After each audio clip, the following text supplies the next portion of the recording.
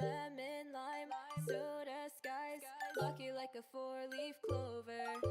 Strawberry, slice of life, singing with a sip of nectar.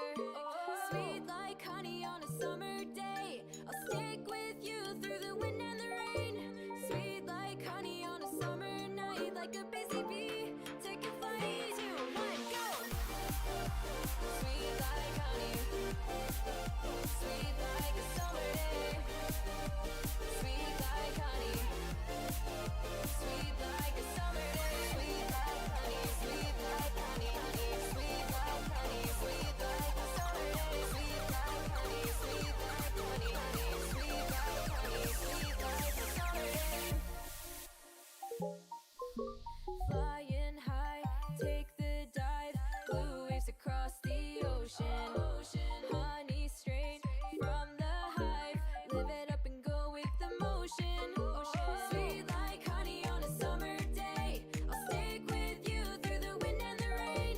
Sweet like honey on a summer night, like a busy bee, take a flight. 2, 1, go! Sweet like honey, sweet like a summer day. Sweet like honey, sweet like a summer day. Sweet like honey, sweet like honey, honey. Sweet like honey, sweet like a summer day. Sweet like honey, sweet. Yo, sup gamers? Springtime with you, summer with me, flowers in fields, little yellow bees. Then I need to, where are we? Passes in a haze, sweet honey nights, golden honey days. Go. Sweet like honey, sweet like a summer day. Sweet like honey. Yo, hello, hello, hello. Why am I?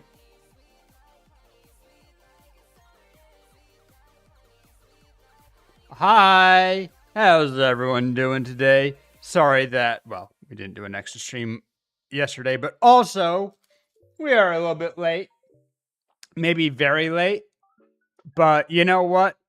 I I was feeling out of it. I was feeling very hungry. I was kind of wanted to grab food first, but I realized, I'm pretty slow at cooking. I grabbed some snacks. I grabbed enough food to keep me going to work. Grabbed a coffee. I started feeling nauseous last night, and I feel a little bit nauseous still right now. But we do our best. And then also fatigue. And I don't know, I've been feeling off lately. I can't even really blame the heat anymore, but like anyone else feeling that, like just I don't know, the last couple of weeks been hard. I feel like it's been hard. Maybe I'm absorbing it. But we are here. I need to check when I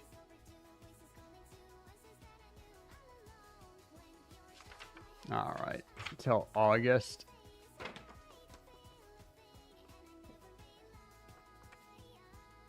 Really interesting timing on that. But how's everyone doing? Hope everyone's feeling fantastic today. Take a little peek-see. Oh, I don't think I...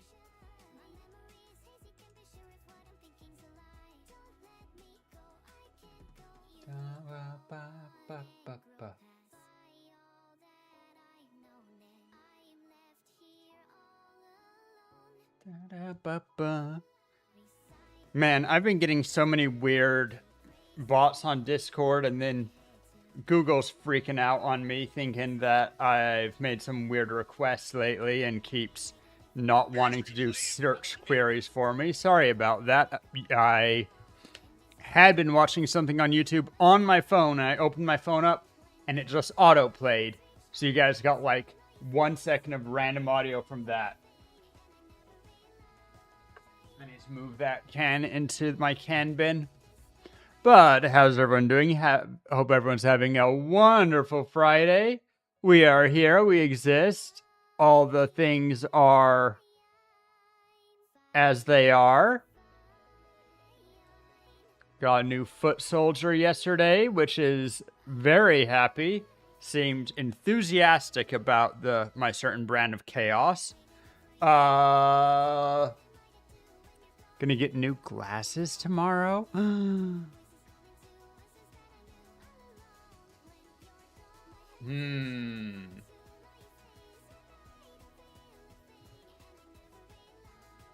Okay, I literally just got here, but you're all are gonna wait for just 1 second. I'm gonna be right back.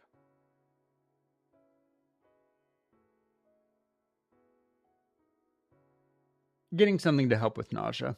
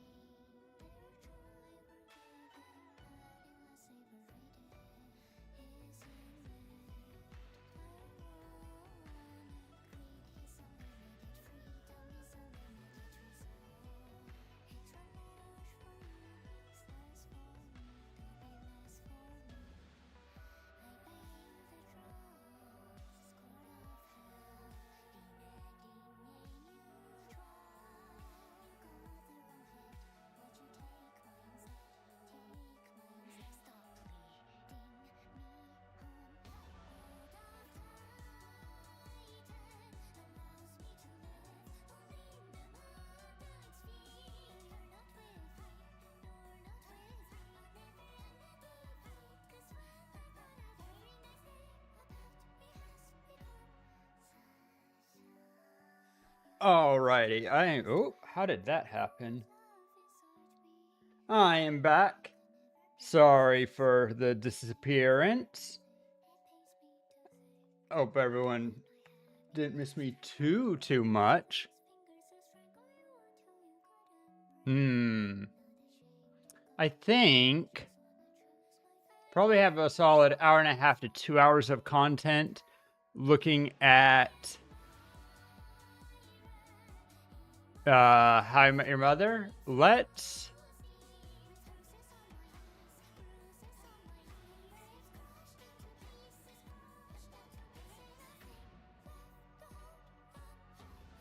I'm tempted to play a bit of Peglins. That's why we wait for people to wander in.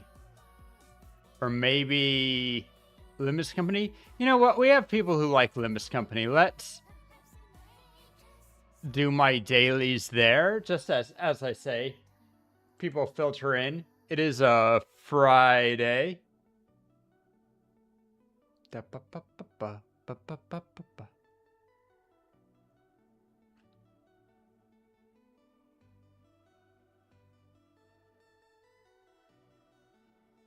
Whatever. What? Why? Keep losing tracking because my phone keeps being pulled down and it makes me worry that the mount that it's on is not holding. Might need to, I guess a phone mount isn't the most expensive thing to replace. Though every unexpected budget thing, man, Faust has a very flat face and profile.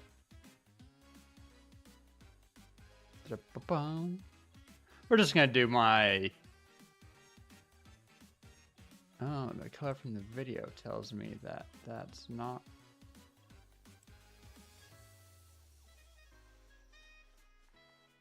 I think that's more centered. Just no one was going to tell me. It's fine. Oh, and I need to... Alright, let's just do our Luxcavations real quick. Good thing to have people, you know, pop in, see us doing Limbus for a second, and then we'll get to the Stream category? Stream category. Need to get the boy, but I don't have enough boxes yet.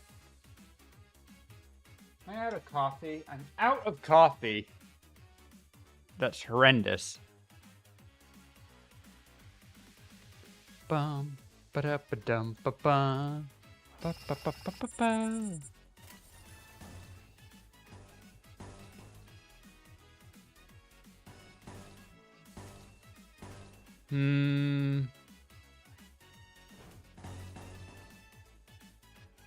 Think that she goes first.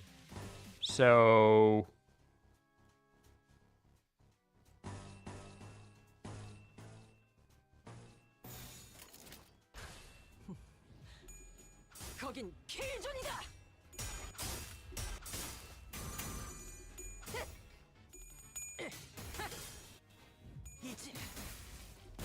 I need to go back. I was so... Yeah, my... Okay. Pardon me just a sec, guys. Gonna still not have tracking. I'm gonna see if I can't tighten the phone stand a little bit so that it stops.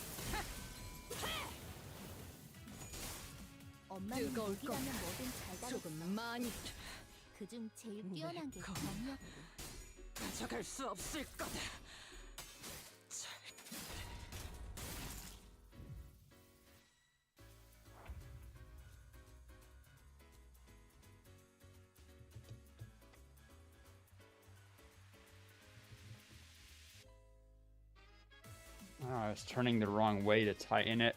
Looks like I got it tight now, though. Hopefully...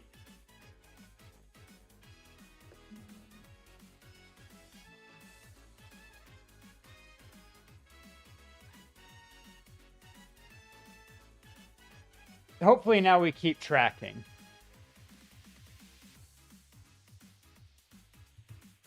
But who knows?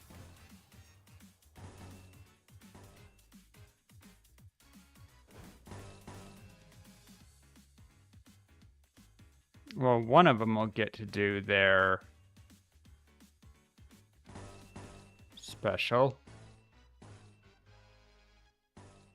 Do I ever...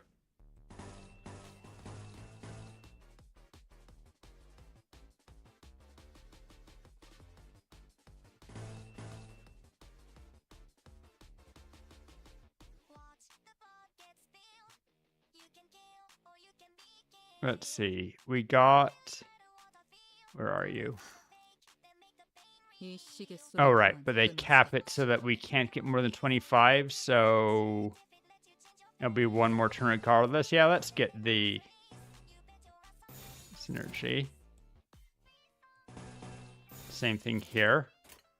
We're not getting out of here.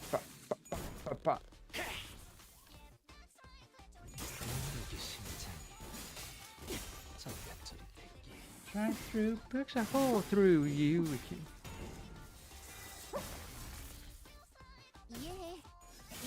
Okay, I like my music, but it doesn't match the beats of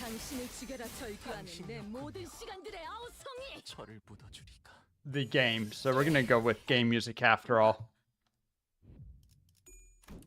Can just...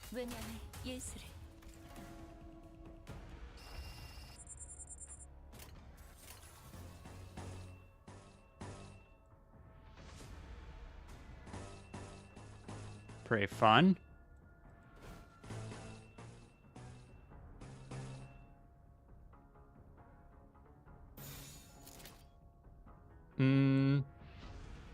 Next is you and...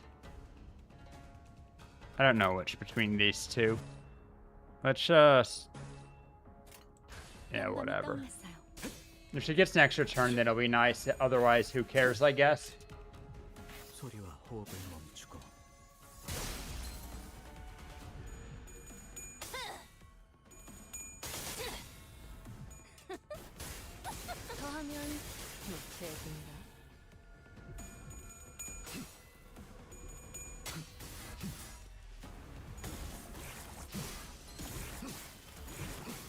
Killed the boys. Man, she does a lot of attacking to kill Valencia.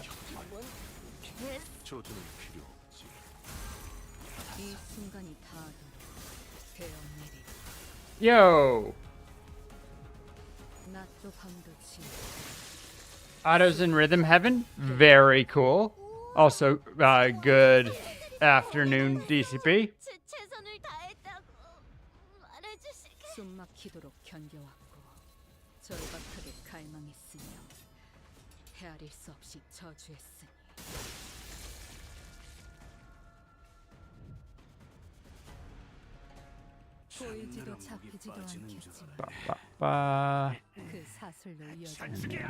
Kill people. How valuable is his versus... Probably not too valuable.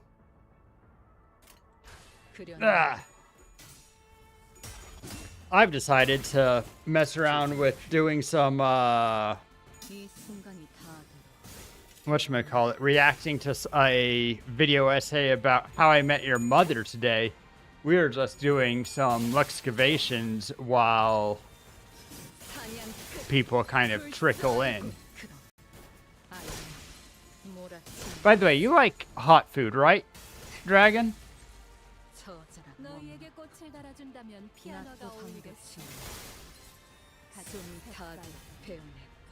Have you tried Bulldog Ramen?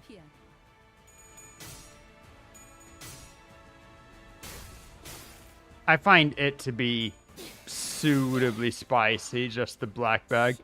It's good, it's good. Because I remember you being underwhelmed by, I don't remember what hot challenge thing you did, but you could do worse than just a spoonful of their bulldog sauce, right? I use it for all sorts of things, but I just have a bottle of it. 지금처럼 엄마와 함께 이곳저곳을 다니며 많은 기억을 쌓아줘. I do think that the issue with the hot chip is that it's a powder, and so it doesn't properly dissolve, and it gets you know how if you have flour or something, you're making some pie dough, you add a bit of water and the flour becomes these clumps with just the outside wet, but then the inside becomes a hard disc, kind of, and you have to really beat it to get out the lumps. I think that the hot chip has the same issue with your mouth, that you hydrate some of the capsaicin oil, but it's in this dry powder, and so you hydrate it, but then you don't get all of it, and it doesn't really dissolve in your mouth, and only however much is able to leach out through the powder, because of course it's an oil. Capsaicin should be, well, oily, right? So I think I found the hot chip, at least the one I did, suitably hot. But then I noticed that when I ate ice cream and did various things, also I got stomach pains, because effectively it actually got hotter when I ate ice cream, because it gave more stuff for it to dissolve into. I should send you... I'm not sure I can, particularly since I opened them. I do have some dried ghost chilies. Anyone who knows spicy will tell you that fresh chilies are much spicier than dried. But I do have legitimate ghost chilies that I could throw your way. Don't hardly use them.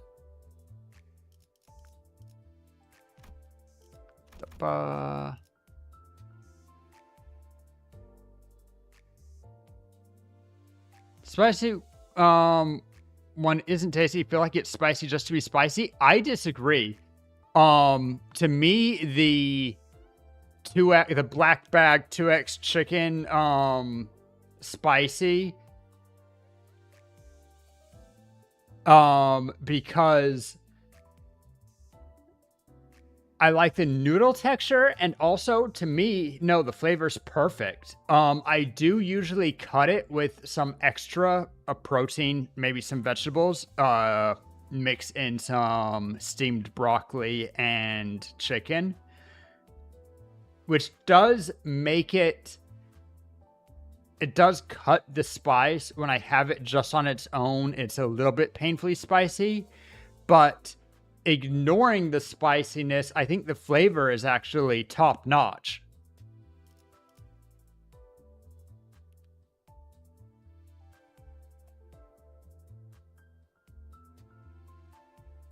Really good, really spicy. Nice.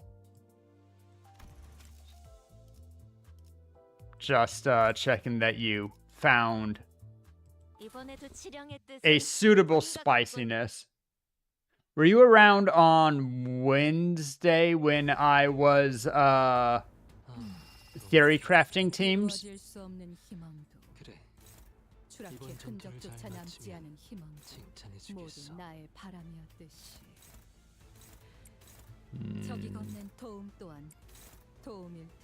Let's see. For this one, you're going to die first. We'll just send that there.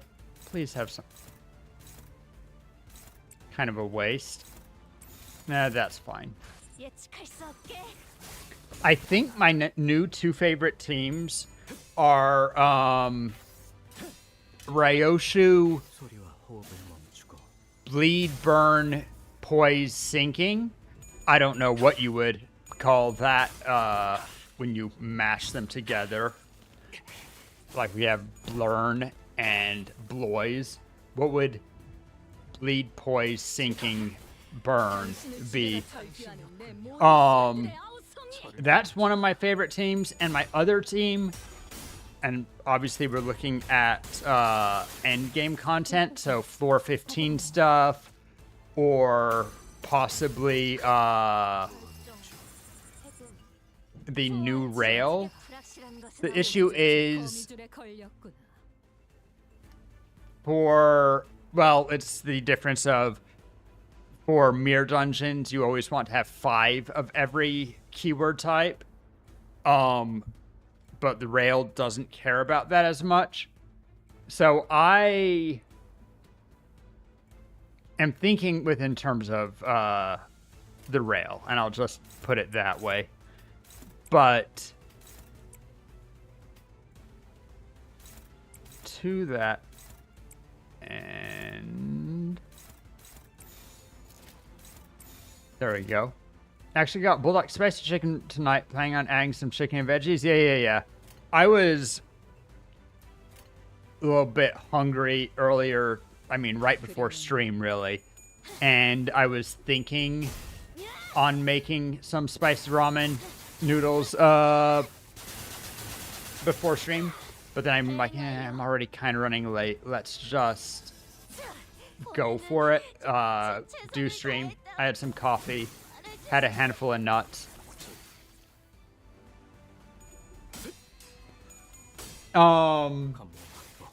But yeah, for mirror dungeons, because unfortunately or not, the best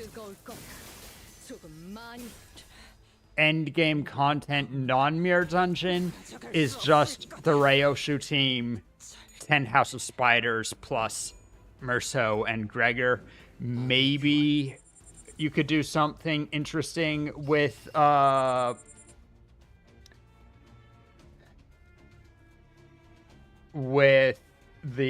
middle, because they all tend to be quite bulky and do well with having lost that you aren't required to have particularly good clashing with them. They'll just deal with your mediocrity.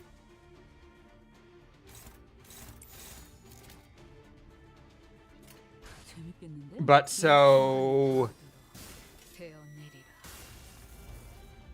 they're probably the regular endgame content, but I think that outside of, well, rather Mirror Dungeon endgame, where we have ego gifts, you can do some more interesting things. I think that the 2 strongest teams that I've made recently are either, as said, the bleed, poise, burn, sinking, all mashed together in such a way that you can activate all 4 gifts and use them well.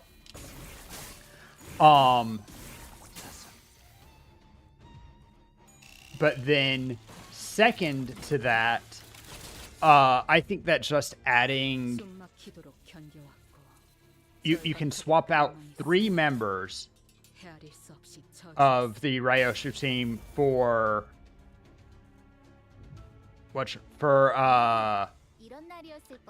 Blade Lineage, and particularly with the new Blade Lineage support, the amount of extra damage and just lots of other stuff that you get on all slashing units, which is Ryoshu, using the Kanto ego gifts, makes it worthwhile, in my opinion.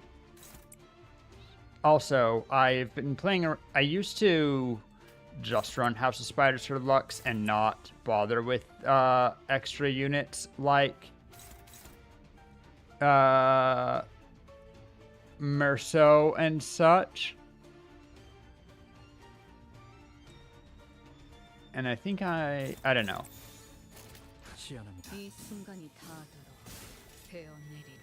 So it's Sriracha from, I don't like Sriracha very much.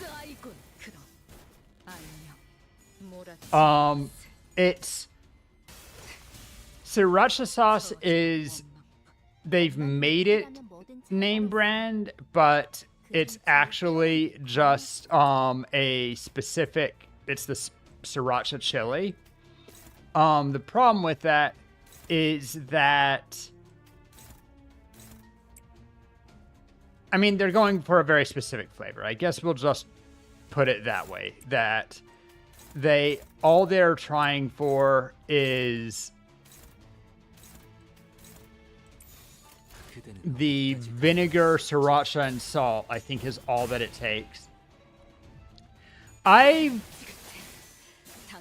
From Netherlands, I haven't been very satisfied with any hot sauces. If you're ever stateside, I highly recommend Taco Time, not Taco Bell. Their 5-alarm hot sauce is really good. It's not just that it's pure spice, though. If you're not good with spice, it'll get you. But I could eat it straight from the bag, and it would probably make my stomach hurt a little bit. But it's not as spicy as Bulldog sauce. We'll put it that way. But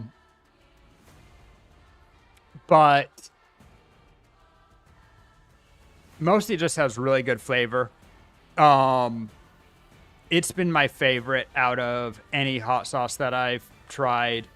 Dutch hot sauces, I try all sorts of random ones from store, and I just don't find... One, I don't find them hot, but two, I don't find them tasty. And if you can't hit either of those, why are you even here?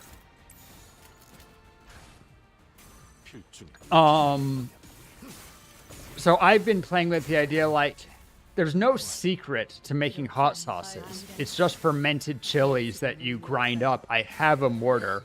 So I've been playing with the idea of making homemade hot sauces.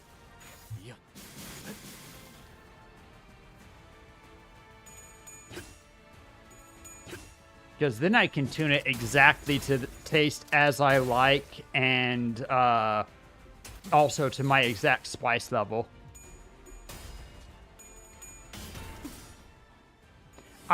My experience is that Dutch hot sauces aren't usually even taste. Sometimes you can find ones that are labeled as like Indian hot sauce, and it can be okay because then you get Indian spices. And Bulldog, as noted, I think has very good taste and spice. But I wouldn't consider it a generic hot sauce. It's both a little bit sweet and also, I mean, it just has its own thing going on. Oh, wait. We need one more sacrifice here.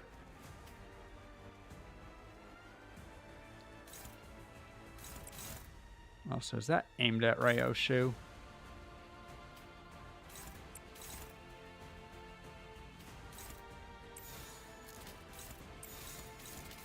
There we go.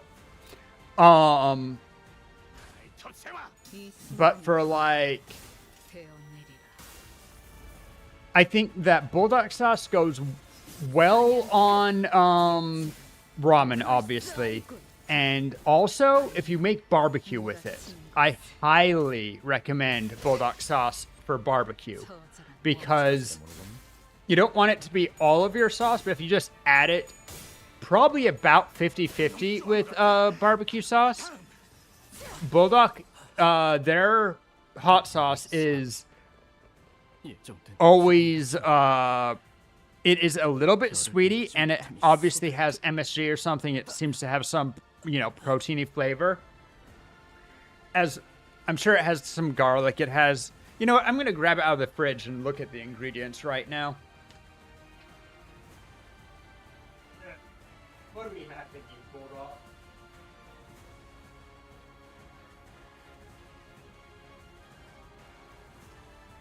All right. Samyang Bulldog sauce. What do we have? God, the font is awful. Water, aroma. Yeah. Met kip smaak, yeah, so with chicken flavoring, wheat, gluten, soy, celery. Fairly normal. Actually surprised that that wasn't listed with MSG. But yeah, celery, soy, wheat. That's a pretty common meat flavoring.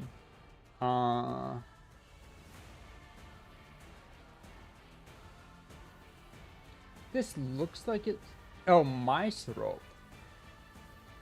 Corn syrup. Now that surprises me. Sugar, soy sauce, obviously. Which has all of its own stuff. Fructose,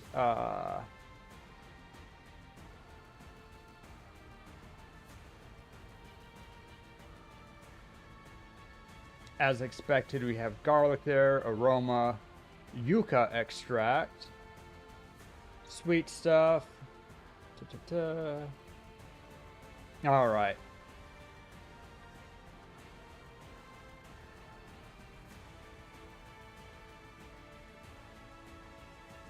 And then, weirdly,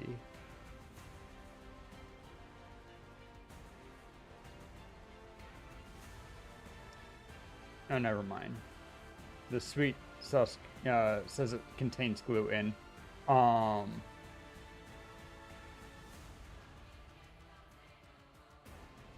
Soy oil.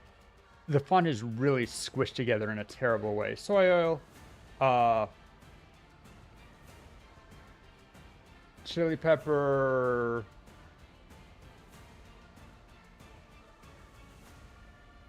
I can't read what that is. But I know see that it says chili pepper paste, and some other stuff. But yeah, fairly generic.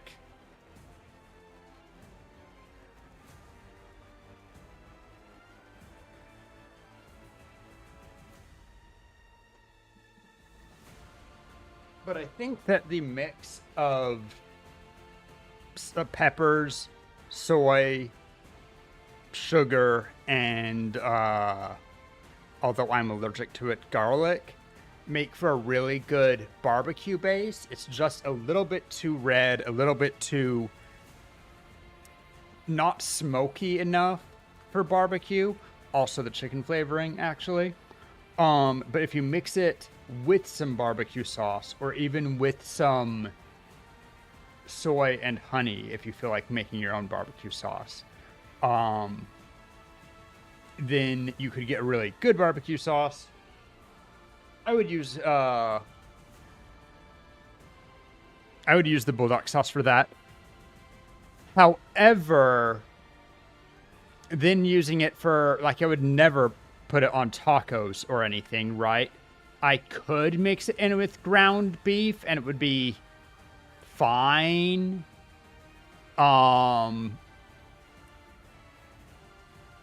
It's fine. It's very sweet and it has a lot of very distinctive flavors. Beyond the flavor of smoked chilies, and smoked chilies is the number one flavor that I like to see in my hot sauces. So secondary to that, well, and then we have Indian hot sauce. Once again, very dominant flavor profile. And then I think that right, and that's where I get stuck because I don't have any. I can do those things. Oh, we're on 3 out of 3. Full health. It's weak to pry today, so we'll go with that.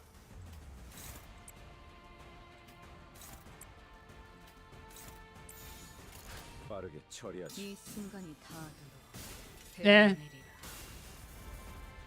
Burritos are fine. I find that I don't know how much experience you have with American or Mexican culture. Like, I know that you said that you went to Mexico, but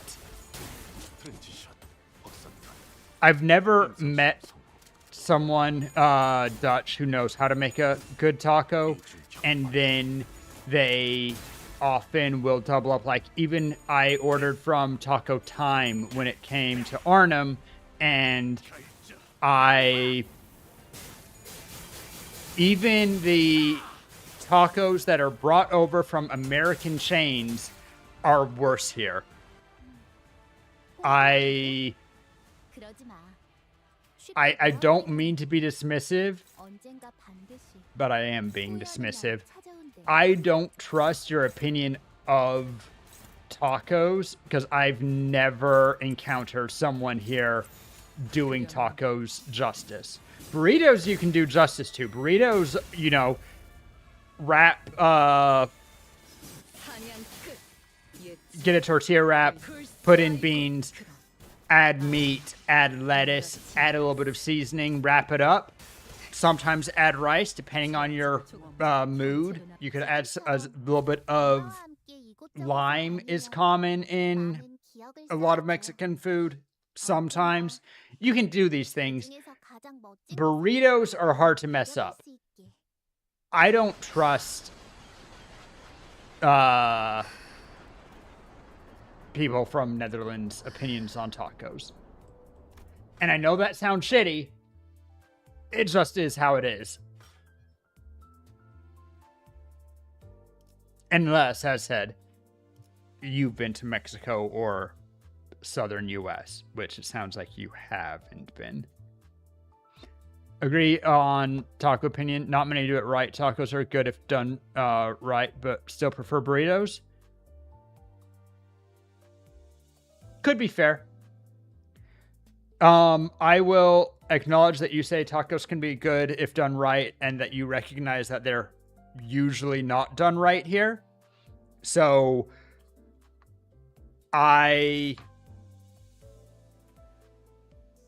yeah.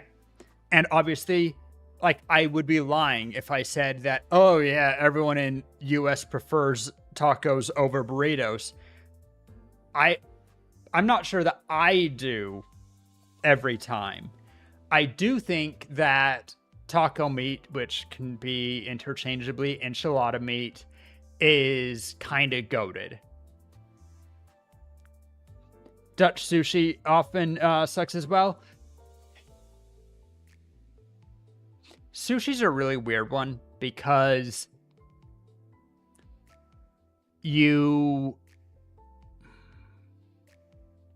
I've had very good sushi here from a place that knows their sushi. And one of the things that was good, like, I got some salmon sashimi, and I offered some to my mom, and to my mom, it was just too much fish, right? But any place that serves sashimi often will be at least reasonably good. I haven't found... Restaurants can be hit or miss with sushi no matter where you are in the world, I think, but they tend to be fine so long as you stick to the regular ones. Like, so long as you stick to very normal sushis and maybe California rolls, and particularly if you get, like, I love shoot,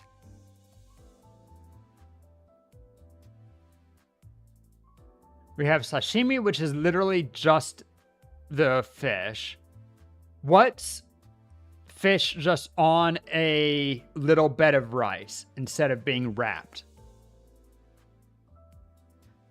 Like, I tend to find that sushi restaurants do that well.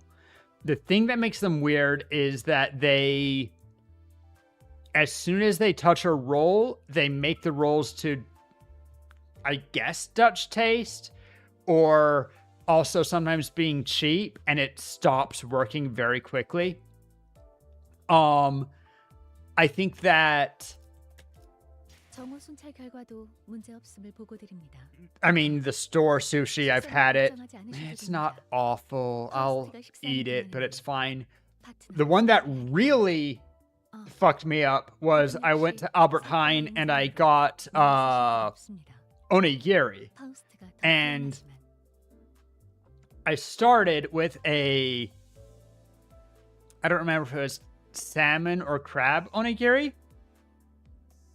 And the way I tell you that it was just a crab rice salad, like it was just crab salad mixed into rice, not pocketed in rice, mind, literally just mixed throughout the rice. You just take some crab salad, mix it with rice, form it vaguely into a ball, put the world's wettest nori on it. I mean, it was edible. I ate it. I didn't love it when I just realized that it was crab salad, rice ball. It became better, but it was very disappointing that it couldn't taste any rice vinegar, or plum vinegar potentially. The rice was mixed in, didn't have its own flavor. It was just combined. And I got a chicken onigiri, which is already a little weird, but whatever. Tried it, and the rice was too seasoned. It was kind of a curry rice, but it did actually have the world's smallest chunk of chicken in the center, like maybe the last digit of your pinky in the center. It was still shaped really weird, like it had square edges. It was if you looked at it from the front, it was the correct shape.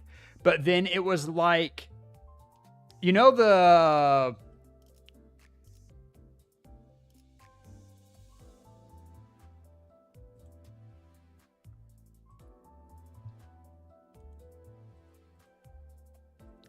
okay. We have the basic onigiri shape, roughly, right? And normally, this is done in a little ball. They do have onigiri shapers, or you can do it by hand, whatever. Here, we'll give it its little...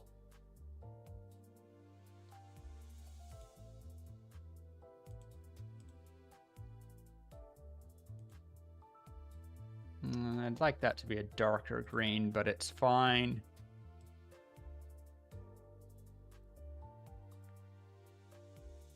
Actually, it should be almost black green, huh? Grab there.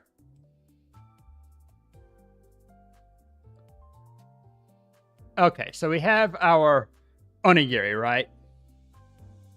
Onigiri rice and sushi just straight up falling apart.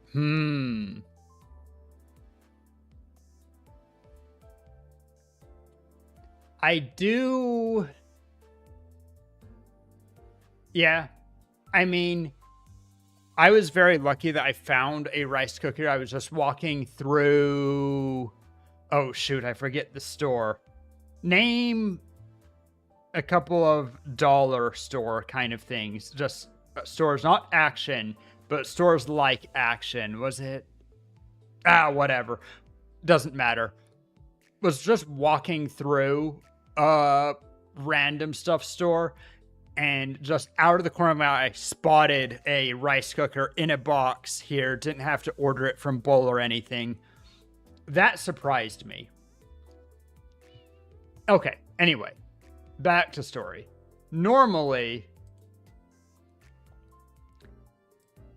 we have our rice ball, and then from the side, it'll look kind of like this, right? It'll just...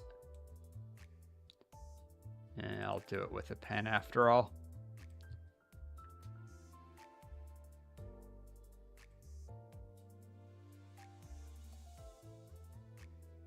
It'll be kind of this oblong thing from the side. The way I tell you that the onigiri I got from the side was completely square.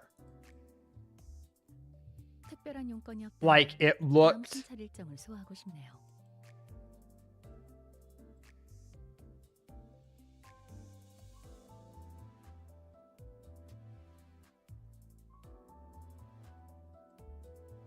like this with the very, very straight lines. Of course, this is going to also be rice. It's not a sushi roll. Whoops. Dang it. Go back, go back. Now add the color. Onigiri being square like this makes me think that they had a pie tin something that was the right shape from the front, packed it in one case didn't add meat in the center because it had about 3 flakes of meat just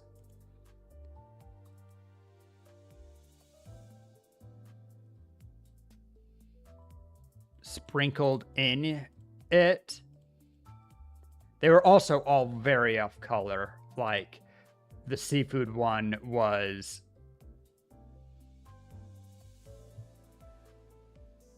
well, I mean, it was like crab salad color. It was not that color.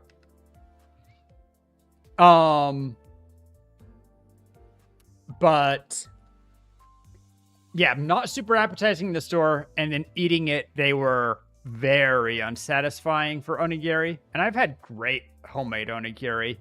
I remember I sometimes think that I should go back to conventions and get a food license and just do the convention circuit selling onigiri. Because when I was at was it Dutch Comic Con or was it at Gamescom? I don't remember which, but there was a stand that was selling onigiri for, I believe, $8 per onigiri or 20 for 3 or something, right? Like just outrageous cost for individual onigiri. And when I tell you that the line was out the door around the block, they must have had 100 people in line during the lunch rush, if not more. And I'm like, onigiri is cheap as heck to make. At that kind of a markup and with that kind of popularity for individual freaking onigiri? Like, onigiri are not that big. Dead simple to make, fast to make. You can pre-make them quite a bit. Or at least start pre-making them. Like you make a industrial tub of rice and have all of your ingredients obviously already cooled. It is, but there's like most food trucks where it's like a hamburger or something, right? I am not them asking $10, $12 for a hamburger is excessive, obviously, but they're kind of cooking it on the go. It's something that is a total meal food, whereas one onigiri might fill you. It definitely will help, but it's a light meal, we'd say, right? But I expect like $4 soda and $12 burgers at cons. That's not weird. The thing with the onigiri is that it's clearly not just overpriced con food. It's clearly marketing to anime nerds who are in it more for the novelty than the food. An onigiri for more than $4 at a grocery store is already like, it's worth saying that Japanese convenience food is much cheaper than you would get it in most Western markets. So we can't directly compare that, 항공권이 없다면 but 다음 순찰 일정을 소화하고 싶네요. $4 for a single onigiri is already criminally overpriced, right? $4 for a meal salad is overpriced. Well, not overpriced, but about what I expect. And those are, you know, big with lots of meat and, you know, not long time to prepare, but, you know, take some time. This literally, for a good onigiri, you want the rice to be fairly fresh. You can have the chilled onigiri, but if I'm at a con, might as well have it be relatively hot. But onigiri is not really hot food. You just want it to be fresh. I come in with a couple kilogram bags of dry rice and tubs of filling. So I have my crab filling, I have my chicken filling, I have plum filling. Let's say that we have a sweet onigiri option, right? 3 flavors. I think the con only had 1 flavor. Honestly, it was like just chicken onigiri even. But we bring that, can cook the rice super quickly on the spot, super easy, and keep our setup fairly low to the ground. Have a table where we just take a pat of rice, add some filling, wrap it, give it a diaper, and then put it in a box for you. And it was the only stand for it. I'm sure that they made a killing, and I want in on that. Of course, I would need to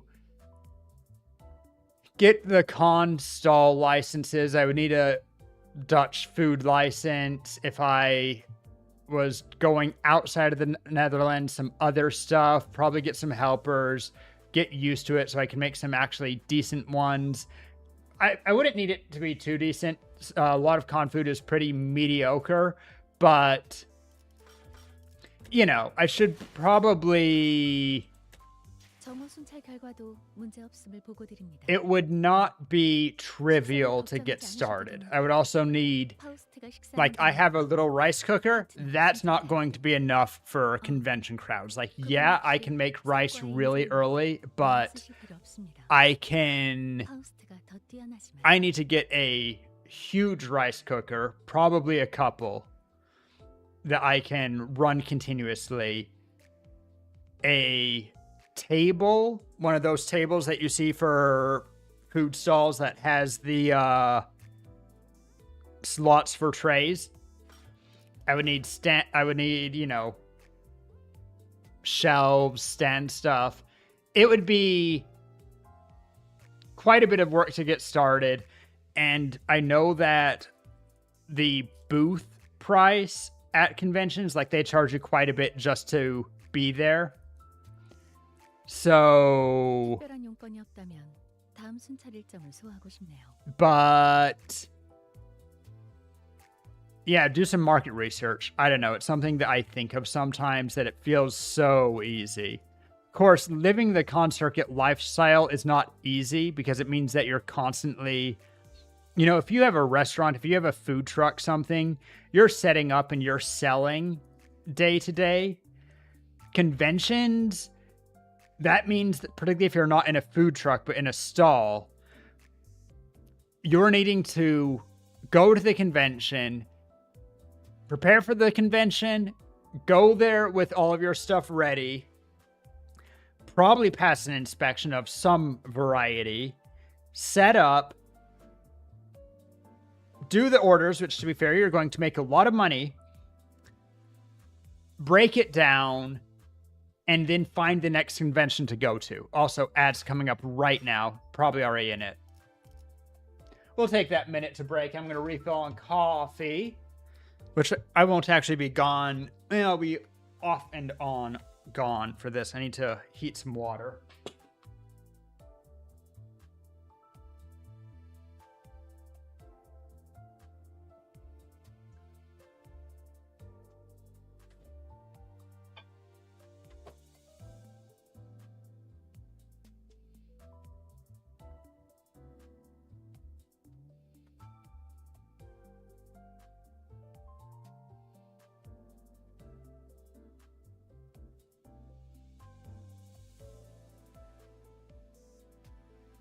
But yeah, a good friend of me goes to a whole bunch of conventions around the year to sell her art. I think one of the first ones she went to, possibly the first one, was Dutch Comic Con, but then she has been, I want to say, a vendor in all three EU Twitch cons, which is pretty cool for her. And I know that she makes good money just selling her art there. Streamer with maybe, I don't know how many followers, and who cares, but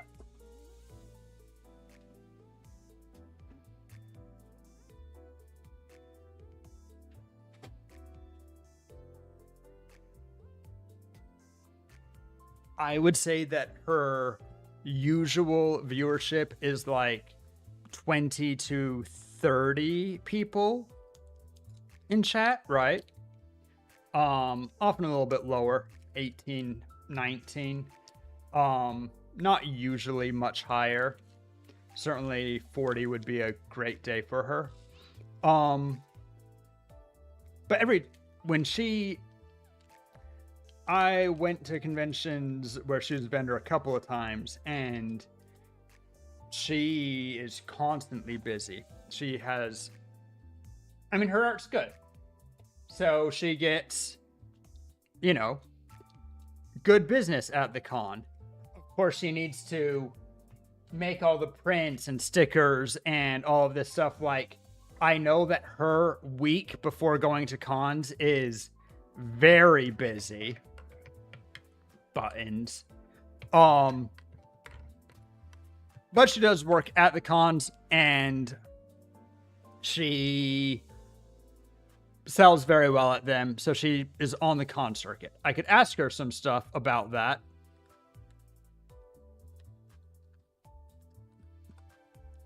But the point being, there's artists, by the way, go follow her. She's very cool and sexy. Yeah. No time to talk, except for sometimes at the very beginning or end of the day, or if you just catch them at slow time. But even with usually 2 or 3 helpers at any given time, particularly during rush hour, they're busy. But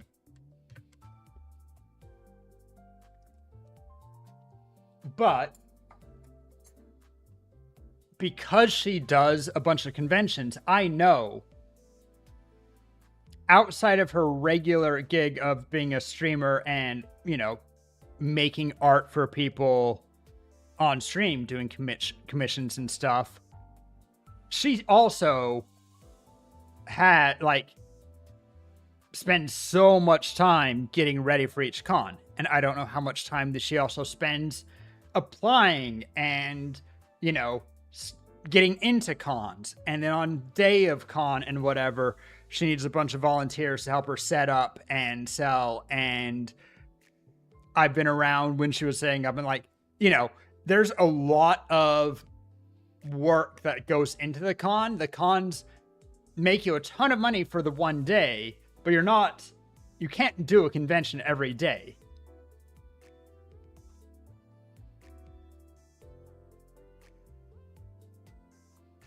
I think it's important if you're on convention, like, okay, we're going to be very real. Most people who are helping at a stall at a con, depending on the stall, they might not be paid. Like, if it's a card shop at the con, then all the employees are paid. If it's a game store at the convention, all the employees are paid. If it is an artist booth, if they have helpers, the helpers are almost certainly volunteer, right? That said, I do think that an important thing for conventions, if you're running them, is that you have enough help that you can spend at least an hour and hopefully 2 walking the floor a bit yourself and getting some food, taking a little bit of a break so that you're not, I mean, you're going to be tired at the end of con, but make sure your helpers can all take breaks and make sure that you can take at least a little bit of a break. Anyway, my 2 cents. Let's watch How I Met Your Mother. I don't even have Limbus set as my game category. It was just something that I was doing because we were starting stream and no one was in, and if you're reacting to a longer video, 식사는 걱정하지 않으셔도 됩니다. 파우스트가 식사하는 동안 just check that I clear my missions. Cool. Okie dokie. On to the main event. The ending of How I Met Your Mother 10 years later. Tap that. And give me just one moment.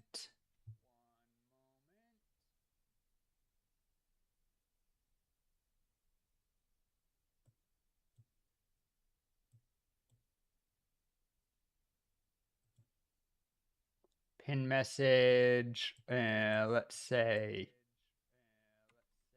60 minutes. All right. Oh, I clicked it.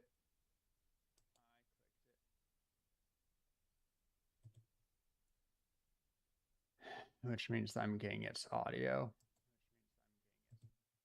That works. That's fine. Okay. Back at it.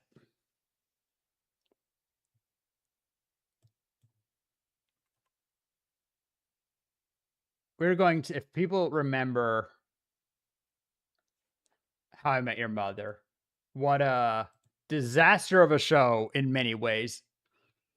I am a hater for every person in the show, but the ending was notoriously bad. I watched this video. I'm going to share it with you guys because I have thoughts. No, you know.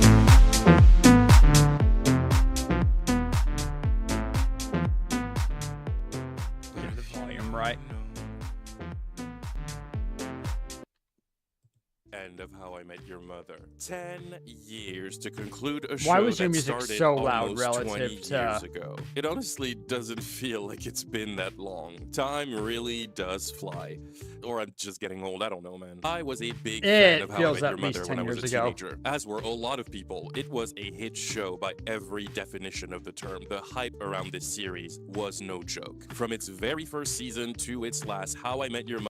I think it's crazy with How I Met Your Mother that I agree with this, that when the first season dropped, not everyone was on, but it was definitely a very popular show from quite early, in the same way that Big Bang became popular very early, right?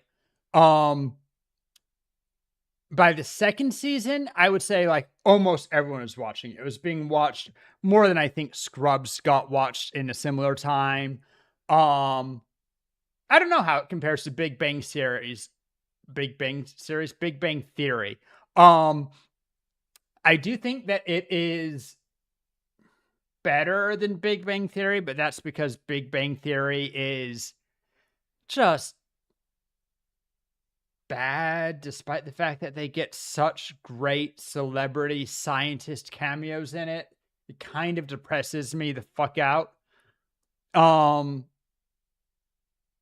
But I think it's so interesting that How I Met Your Mother, when it was on, everybody was watching it. People were talking about it. It was so popular And then it ended, and almost immediately people looked back at it, and you watch it a second time, and you're like, oh, taken as a whole, this is not good. Mother had pop culture I in was a really late. chokehold. I Even think I started it like season 6 or so, and binged it, right? if you weren't watching it, you just could not escape it. It was everywhere. Like, I'd As we seen all know, episodes here though, and this there. show kind of dropped the ball. They kind of messed up at the end. If you go around the internet and encounter any top 10 list of the worst series finales of all time, I'm willing to bet that every single one of them will mention the series finale of How I Met Your Maybe. Mother. Very few shows have managed to rival the absolute scandal. Turns out caused by there's a that lot of finale. really bad It was endings out kinda there. crazy. And I can say, as someone who was watching the show week to week But- for years, Okay, here's the thing, and why it's likely to be on the top 10 list. I think that How I Met Your Mother does not have the worst ending of all time. I doubt that I would put it in my top 20 worst endings of all time. That said, it's hard not putting it on the list because of how popular it was, right? It's a mix of how bad the ending was, but very much also how popular the show was right up until its really bad ending. Note I didn't say good. Looking back, How I Met Your Mother was fine if you watch random episodes, but the more you watch, like, Ted acts like Barney is this terrible woman, you know, woman-hating player who objectifies women and just doesn't treat women as real people.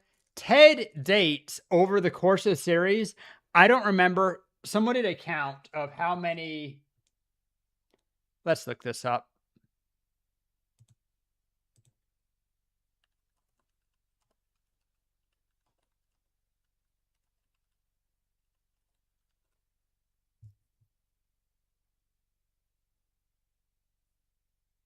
Why would you say 30 to 60? It's not like there's a. Okay, here we go. This one I'll trust. All 38 members, all 38 women Ted dated before he met Mother. Look, I'm not going to say that it's bad to date lots of people. I don't give a shit. It's not my business. But not only did Ted have so many dates that never went past the first date, and usually, not always, but usually because Ted was the one who decided the other woman was crazy, often it was crazy, or otherwise not a good match and just unceremoniously dumped her. Like, well, that's the second point. Not only was it always Ted doing the dumping after one date, not always, but almost always, he did not treat it seriously. He did not give them respect or even usually have the first date be like, oh, it's just a casual date. We're not thinking anything of it. No, Tedzo is like, you're going to be the mother of my children. Oh, no, actually, I think you're kind of gross and I'm going to treat you gross. And now you're not human to me. Half the people that he dates are picked up in a way not dissimilar to how Barney picks up women. Honestly, in many ways, Barney treats women with more respect than Ted. Ted is kind of an asshole and very transphobic and homophobic. And if you told me he was racist, I couldn't point to an individual example, but I wouldn't be surprised. He might be a romantic that he wants this dream of a woman who will give him 2 kids and live in a house together until they're old, blah, blah, blah. But my boy does not care about women.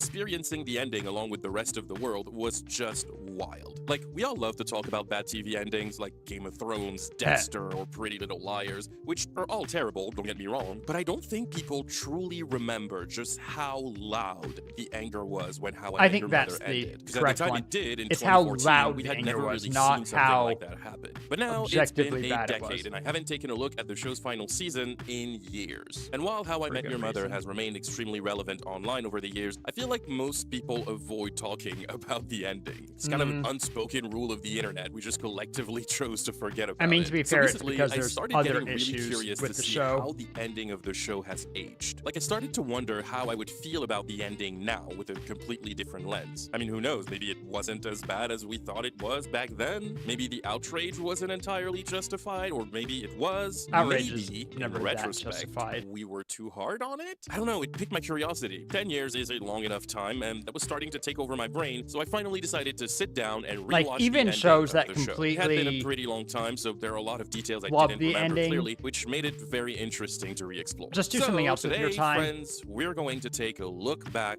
at How I Met Your Mother's ending 10 years later. But before we get into But it, outrage lately, that I've popular very characters, much I been think, is into valid. photography. It's a very fun and creative hobby that I pick my skills with it. So imagine my surprise when I found out recently that one of my favorite photographers and YouTubers, Jessica Kabaisi, has made a DSLR photography class that is this part of Skillshare? Learning Path on Skillshare. The Right. sponsor of I'm just today's gonna say right video. now, Oh yeah. Video Skillshare is a is massive 2 online years community where old. you can learn pretty much I anything you want. doubt really, that I anything. It is need this, basically but an I infinite will pool of knowledge. There are literally make sure that we thousands of get, if fascinating you to are reach, into from Skillshare illustration still, I haven't heard Skillshare for ages. I kind of doubt his code's and still good, filmmaking but to we'll web make sure that we design, get just it. about anything you help you go deeper with your Ethical knowledge. Thanks reacts. to curated, sequential class give you a very clear direction. But you for guys to know take, makes everything Skillshare. It very was easy. all Like over this the learning internet path for a long curated for time. DSLR photography, with classes by Skillshare's not Justin one of Bridges those or ones like Bumblebee or whatever.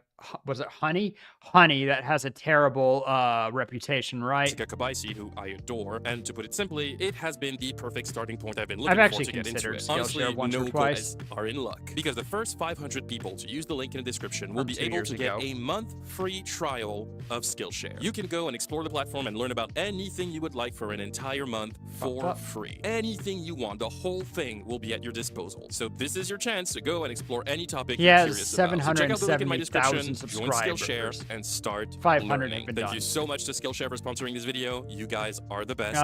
Link Let's in get back his description. to the video. I've So, for the uninitiated, his, How I Met Your Mother video. is the story of Ted Mosby, a young and ambitious architect living in New York City with his 2 best friends from college Allegedly. and newly engaged couple, Marshall and Allegedly Lily. story The of story is Ted actually Mosby. told from the perspective of Ted 25 years in the future. The show is framed around the scenario of him sitting his future children down to tell them the story of how he met their mother. And so he narrates the story of his life and experiences, retracing all the major and minor events that led him to meeting the love of If his anyone life told throughout me an a story the way entire that decade. Ted We told me, witnessed the I craziest would stories Ted lived disown him. alongside Marshall and Lily, but also I with wanna his hear your strange story, friend Dad, Barney, not a this much. methodical and unethical womanizer who leads him to meet Robin, a Canadian journalist who drastically changes the course of Ted's life. On the Yes. surface, How I Met Your Mother is sort of framed as a serialized romantic comedy, but the reality is, this is a show about life. We're following a group of friends as they experience life. The joys, Sure. the sorrows, I the guess. extraordinary, and the mundane. The realities of being an adult. We see them fall in love, we see them heartbroken, we watch them as they are faced with the fear of starting a new job, having issues when getting a new apartment, being nervous on a first date, struggling with your career path, the pain of losing a parent, the difficulties of becoming a parent. romance is the always epic highs and there lows of in high every school football. episode, No, more or wrong less, show. It's a huge but melting pot of relatable I agree. human experiences It through the is lens of a charismatic group of friends you slice can't help of but get life attached to. It's not show. reinventing the wheel Hi, by any Marble. means, but How I Met Your Mother Well, how you doing, Marble? Good afternoon or morning. I don't know what time zone you're in. For me, it's late afternoon, early. I wouldn't call 5 early evening. We are revisiting How I Met Your Mother because that's what everyone wants to be reminded of that clusterfuck, right? I watched this the other night and he's going to talk about the entire show and I'll let him, but it's the ending that's 1 a.m. Holy, just got to work, followed a drunk driver. I hate when I see a lot of people who choose to, they're like, oh, I want to be away from this person as soon as I can. And so they try to pass a drunk driver. Don't pass the drunk driver. You want to just limit your interactions, which, yes, means that if you can get in front of them, you're going to be past them first, but you're giving them so many chances to fuck you up being as you pass them. No. I'm with you. You pass them and you give them so much distance, right? You don't flash your lights at them. You don't do anything to distract them from their very important task of driving. You lower your speed. You drop back, give them just tons of space. And as much as I'm anti-cop, you might call traffic on them. Be like, hey, so this isn't an emergency. So, whatever. I want to report a drunk driver on this area, guy swerving because sheesh. Then you watch them drive way too close to a police car, so they're currently getting arrested. Okay. As I said, generally I'm anti-cop, and I'm even very much against traffic cops.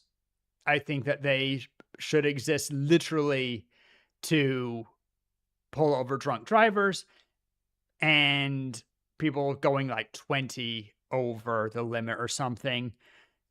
And even then, never give chase. Came here for happy things, not rethinking about ending of How I Met Your Mother. Don't worry. At least I'll be entertaining. And I mean, the entire show, it's such an unfortunate thing. I just said it earlier. How I Met Your Mother has that weird, terrible thing where it was so popular. Everyone watched all the episodes for 9 seasons. And then the ending was disappointing. We'll say disappointing. The last season felt weird, but it was whatever. Last episode was disappointing. Really, the last 5 minutes of the last episode were disappointing. And then people rewatched it and they realized, like, oh, Ted dated 38 people over, I don't remember how many years it supposedly is taking place in, but like, he is such a serial dater. He treats women awfully. Even the supposedly like good guys, Marshall and Lily, are kind of terrible people. It's that case of a show where all of the people are awful, but the show doesn't understand that they're awful. And so they treat it like they're all, just flawed people that you're rooting for instead of the worst people that everybody knows. Truly managed to tell its story in an incredibly charming way that made it very unique. The show But it shapes was its a charming storytelling show. and even its sense of humor. It was through just an bad if extremely you clever use looked of at it from time jumps, outside. which is a If massive you watch part of its any artistic individual identity. The episode, episodes are they almost tend to be never very taking place in a entertaining. linear timeline. Instead, they build tension, twists, and comedic timing by constantly jumping back and forth in different points in time. This unusual storytelling model is not only ambitious, but also allows for the writers to get creative with how the stories play out, and it also paves the way for a good amount of recurring gags that, in time, became iconic inside jokes for audiences. True story. How I Met Your Mother was a massive pop culture phenomenon, often referred to as the successor of Friends, mainly because it started airing in 2005, just about a year after Friends ended Which its I think 10-year was run, very leaving smart of them. television They and knew it was audiences with a ending, gigantic and void to they fill with a new super decided popular sitcom to about fun, be the next attractive Friends. white And you can 20 see that it's somethings. It was exactly, perfect timing, and the show it became follows an the internet Friends darling formula. that led to legend. Wait for it. Dairy Me. Down to introducing a love interest in the first episode and will they, won't theying it for the entire run. And an insane amount of fan theories about various plot points in the show, namely the very secretive and highly anticipated reveal of the mother's identity. For 8 seasons, we watched the friend group go through life in a lot of different ways, some of which became massive plot points pertaining to the title of the show. Ted falls in love with Robin, they have an intense romance, but they don't work out. Eventually, Robin falls in love with someone else. So does Ted, despite lingering feelings. He gets engaged, he is then left at the altar, he falls in love again. Years and years of failed romances occur. I'm as not he convinced that looks for his Ted one has true fallen in love the a mother single we were time all in the waiting to series. meet. Robin eventually Just finds her saying it. true love in Barney, while Marshall and Lily get married, become parents, and build a life as adequately Looking as they back can. at how Ted Audiences were treats in love every with one these of the people characters. that They were he incredibly claims to be invested in love this with, story. The show I'm is not written sure in a that he very was in love engaging with way, Robin, great twists even and the genuinely first time. jaw-dropping cliffhangers, I think and it's with feelings all the for little her, mysteries making the show but I top, think there it's was a a lot of desire buzz and to excitement possess. about its eventual ending. All was well, the world.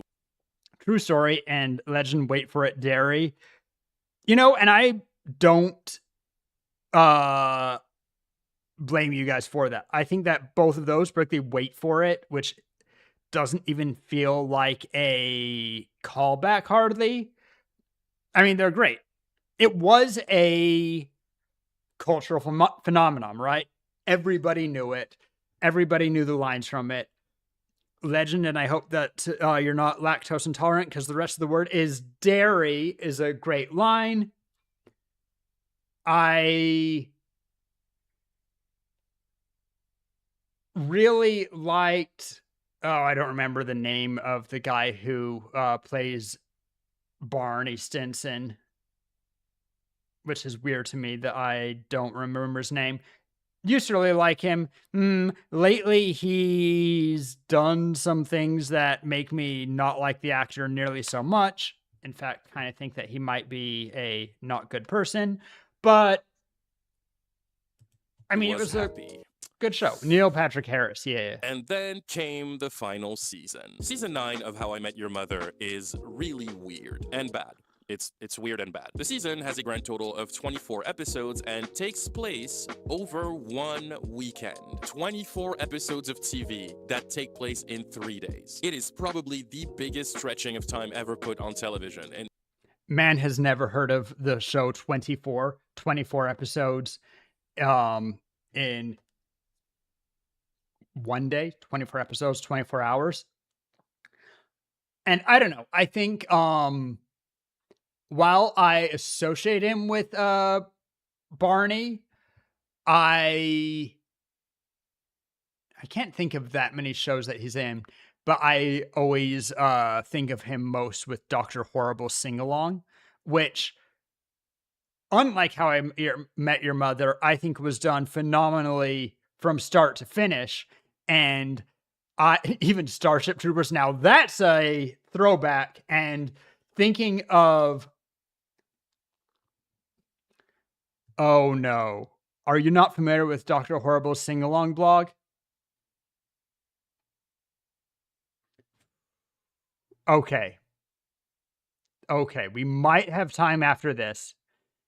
I don't know what your schedule is when you have to, if you're going to have to disappear as you're at work or whatever, or if you're in one of those jobs where you listen to Twitch while you're on your phone, on another tab. We're going to do this. If not today, next time you're in, or possibly a Discord movie night, which you will have to make sure that you tell me when you can make it, we need to watch Dr. Horrible's sing-along blog. It was a bunch of actors during, which will be like a couple hours. Okay, we'll see. Then you tell me if we don't get through this first. During the writer's strike, which ended Firefly, among a bunch of other shows, a bunch of actors got together and over the course of like a couple of weeks, scripted, filmed, and published a bunch of short YouTube episodes of Dr. Horrible sing-along. in the style of blog posts just released directly to YouTube, I believe. And they just dropped them, I think, like once a week or something for, I don't remember how many episodes. The entire thing can be seen easily in a sitting. Maybe 9 episodes? Less? 6? Very short, but so good. Even though I have my issues looking back with both Neil Patrick Harris and particularly who was the producer for, or maybe director for Buffy the Vampire Slayer. Whatever. I can separate art from the artist and say that Dr. Horrible Sing-Along blog is one of the best pieces of media that has ever come out. Yeah, I'll It's go there. just a weird decision. The season does have its moments here and there, but overall, from the first couple of And episodes, it's a cult you can classic. just tell that something about the show feels off. The vibe I is might different. sing along It's with every odd. It doesn't song. hit the same. The dynamic between the characters also feels a bit different, which is probably not helped by the fact that Marshall is not even with the rest of the gang for half of the season. It's something that always felt weird to me, but recently I found out that Jason Segel, who played Marshall, Okay, was we're gonna apparently very skip unhappy the subject on the on show during his season last 9 few because years, I don't and he allegedly think intended to officially introduced in the final scene of the season 8. Identity ended up being wrong. And it turns out that the writers had secretly told us that a very, very long time Okay, I ago. do More actually want specifically in episode 9 of season 1. It's the first Thanksgiving episode of the show, and it ends with Ted, Should Barney, sing along and Robin 100%. finding All right, themselves maybe. in a strip club. Ted is approached by one of the strippers who introduces herself as Ember before switching up and revealing to him her real name, Tracy. And once we hear her name, this happens. I'm Amber. I'm Ted. Actually, I'm Tracy.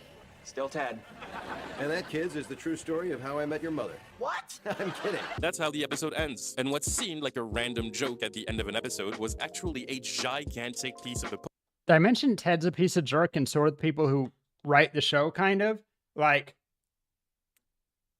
your mother's a stripper. One, I mean, I wouldn't tell the kids it, but also the joke that that's the worst thing that your mom could be, that I met her at a strip club. Like, there are so many worse things. puzzle given to us by To be fair, I'm not going to announce that I met my partner because she watched the very first showing of Lucy Stacy Toes and got involved, but that's its own thing. Like, you don't need to tell your kids all that. Just say like, oh, we met online.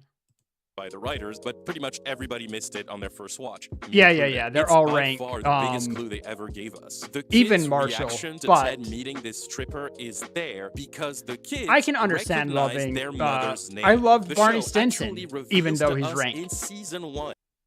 The more I get into the show, like when I look at it in retrospect, by far the worst person on the show is Ted. And honestly, Lily might be second worst. That the mother's She- name is Tracy. Lily is the nicest, best person day to day, but her lows are really low. Not Ted Mosby low. The man is a genius in being a terrible person, but her lows are bad. Therefore, any theory that didn't involve a woman named Tracy was going to be automatically wrong. And yes, as we now know from the end of the show, the mother's name was Tracy McConnell, and she wasn't played by Angelina Jolie, she was played by Kristen Milotti, who was relatively unknown at the time. She was officially introduced in the final scene of the season 8 finale, and then appeared regularly in season 9 as this mysterious woman who meets Ted's friends in different situations around the wedding. I will Long say story felt short, the final weird. season is messy, and after season 8 having already been criticized for being largely uneventful, uneventful, there was a lot of scrutiny over how season 9 was going to play out, and for most of its run, it was sort of confusing and disappointing, and it just felt like it dragged for way too long, and audiences could feel that as they waited for the answers to all of their questions. 9 years is a long time to be invested into a show and its story, so despite the season feeling tired, there was still a global sense of enthusiasm about the upcoming finale.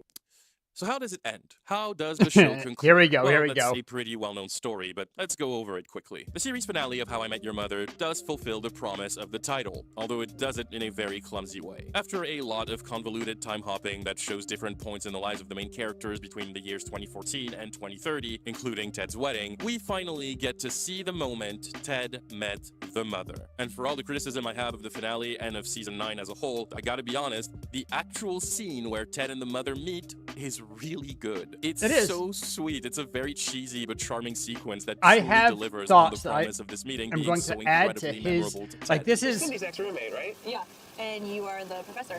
I don't remember the I'm 305. I don't teach.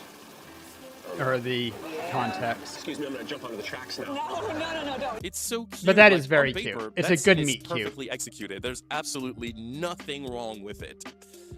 The problem is what came right before the scene and what came right after. Right before the show cuts to the scene of the first meeting, Ted talks about what Tracy I wish I needs had to hit, 3D how getting tracking. to experience life by her side was the greatest gift he was ever given, and how he cherished every moment with her.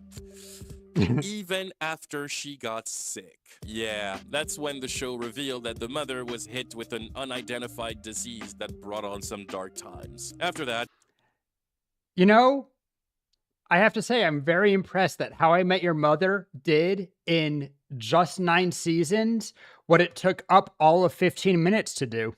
we go back in time and you get to see the scene where they first meet, closing the loop of the show and catching us up to 2030 with future Ted telling the story to his children. We finally get to see them react to the entire tale I should have their waited father 4 told them, years. and it is Then I in could say that scene this is that How they I Met Your officially Mother Day. confirm to the audience that the mother is dead. She was dead this whole time. She got sick at some point with some disease and she passed away. I actually think that's fine.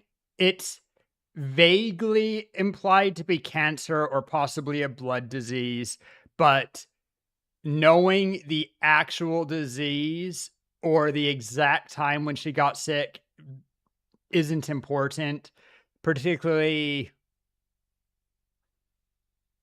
I don't think it would add to the show to have her get sick on camera. There is a show that did that. Like, if they chose to go that route, there's a world where you could have him meet her and then extend out for at least one more season, if not more, having the kids getting sick and dying. But I don't think that in the world where we have to do this all within season 9, I don't think that showing when she got sick added. I don't think knowing exactly what she's sick with matters. Off screen sometime in the year 2024. And basically, the whole point of this very long story is that 6 years after Tracy's death, Ted wants to ask for his children's blessing because it turns out that he is still in love with Robin and he wants to try and give here we that go. relationship another chance. That's it. That's it.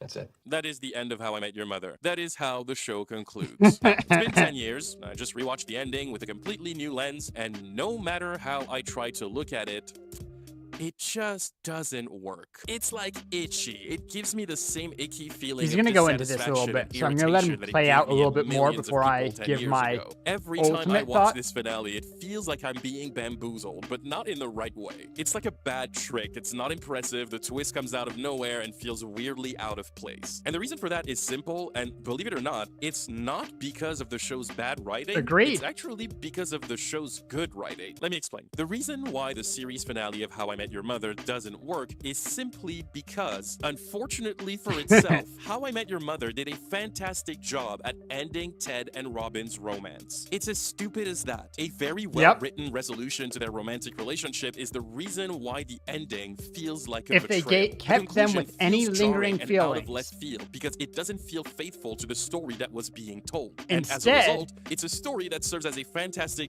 Instead, they had to kill Barney and Robin's relationship very quickly,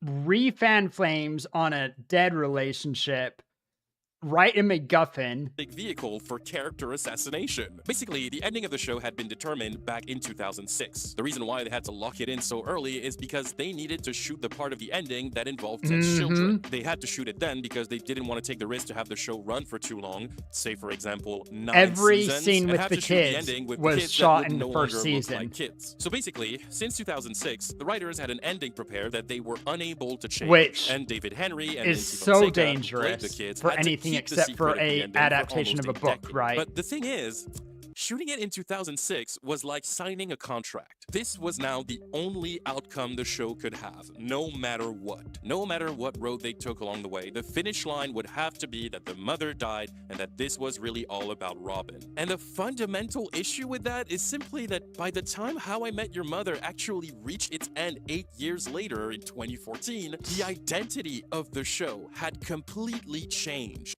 Okay, gonna pause real quick. It's crazy, one, that they wrote the ending in scene 1 and it's because he's supposed to be telling the story in one shot, not across 10 years of episodes. And so they need to keep the kids correctly aged because people who are teenagers tend to look very different across even 2 or 3 years, right? So they had to plan certain things. When they did a fake out with, I don't remember who the girl was who left him at the altar, whatever, but they replaced the regular kids for one scene with a pair of blonde kids. And they're like, oh, and that's how I met your mother, or how it would have been. And they, they play the joke because it's a different pair of kids because it's not her.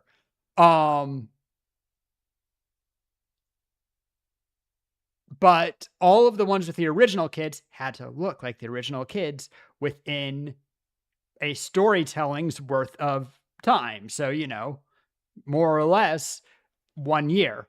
So they had to do all of the shots with the kids, which means they had to. You see the kids a lot less in later seasons because, like, he'll just voice over the top of the opening sequence rather than showing the kids because they don't have footage for that and they don't have kids to match it. Things that are weird about this, which I'll just say right off the bat. They made the ending Ted hooks up with Robin at the end. They didn't think of having an ending where, like, just in case it doesn't work out with Robin, we'll still have the mom die, but we're going to have Ted in, like, breakdown tears. And that's how I met your mother. The light of my life. I'm so glad I could share all this and, like, have the kids hug it out with him and, do something like that with the end, right? Just have that as a backup that you film just in case something gets weird. What if the actress for Robin frickin' dies, right? We need to have a backup plan. That's option 1. But also, just change the don't use all of the footage. Just stop the footage and that's it. That's it. That's it. Just end the show there. Is it going to be satisfying? Not really. Is it going to require character assassination and feel like a kick in the pants out of nowhere?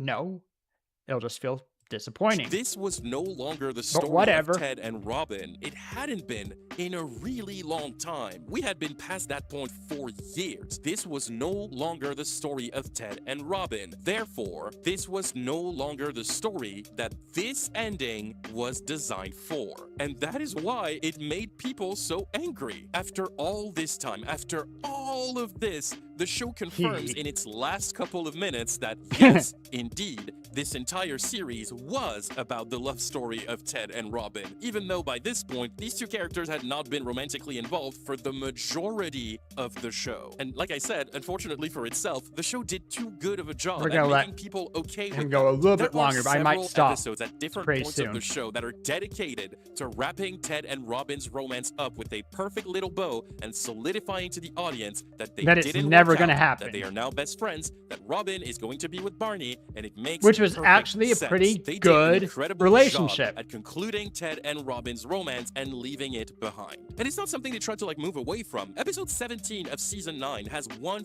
final storyline dedicated to this very During purpose season 9. again. The episode takes place on the morning of Robin and Barney's wedding, and Ted tells Like, Robin second he to still last has episode. feelings for her, which, by the way, is a real dick move. Ted is a petty bitch, a fucking terrible friend, and a selfish asshole, but that's Okay.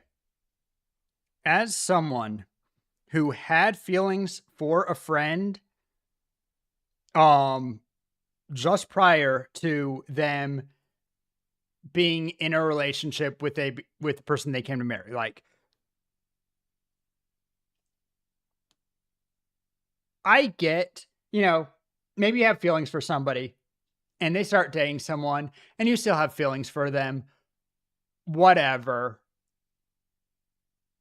If no matter what your feelings are, Ted isn't even just friends with Robin. Barney is arguably Ted's best friend, or at least one of, right? He always says Marshall, but by the end, I would say that it's more Barney is his best friend. If someone that you had a crush on is marrying your best friend and you tell them on the day before their wedding that you still have feelings for them, disowned. Punch them in the face. Tell it to your partner, who should also punch them in the face. Never speak to them again. Maybe you can do it in a sweet way. Maybe there's something you can say on I had feelings for you for years, but honestly, I'm so happy that you're with this person because Barney is such a great guy and I can see how happy you guys are together.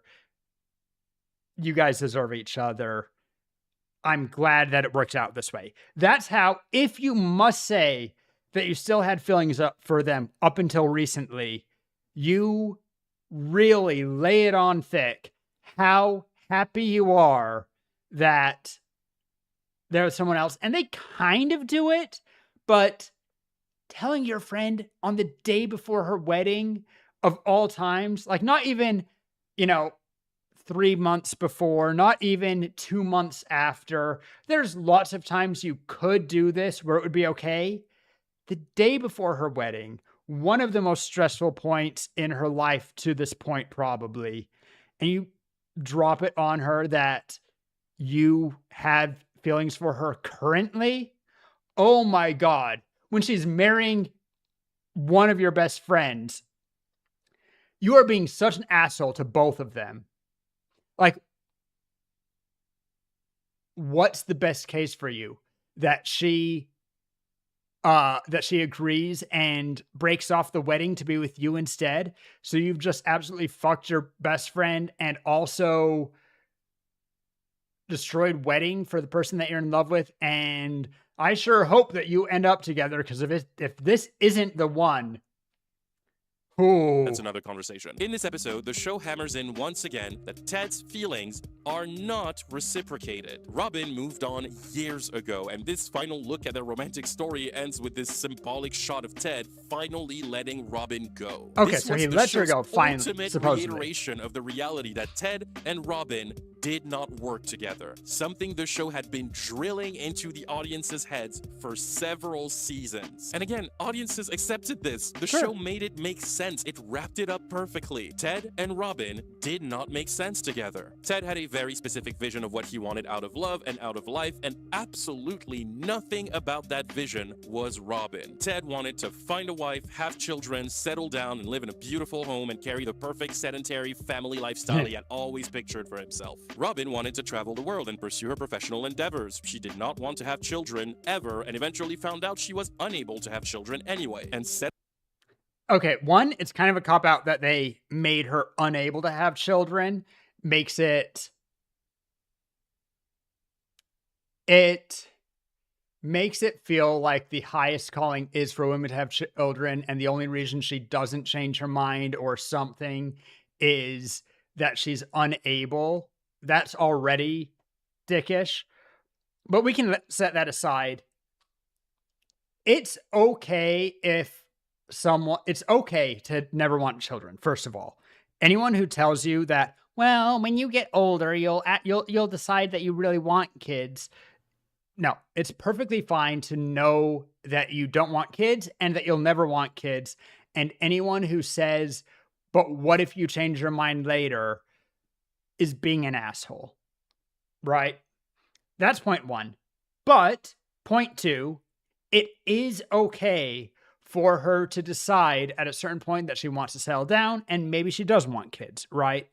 Or maybe she doesn't want kids, but she doesn't want kids less strongly than she wants to be with someone who wants kids and is willing to deal with that. That's also okay. It is okay for someone to not want kids, and it's not okay for them to be a jerk to the kids because they don't want them, but it's okay for them to have kids. There's ways that you can do that. All of these things are okay. And particularly narratively, even though it makes for an awkward situation if you don't want kids, but you have them to satisfy your partner.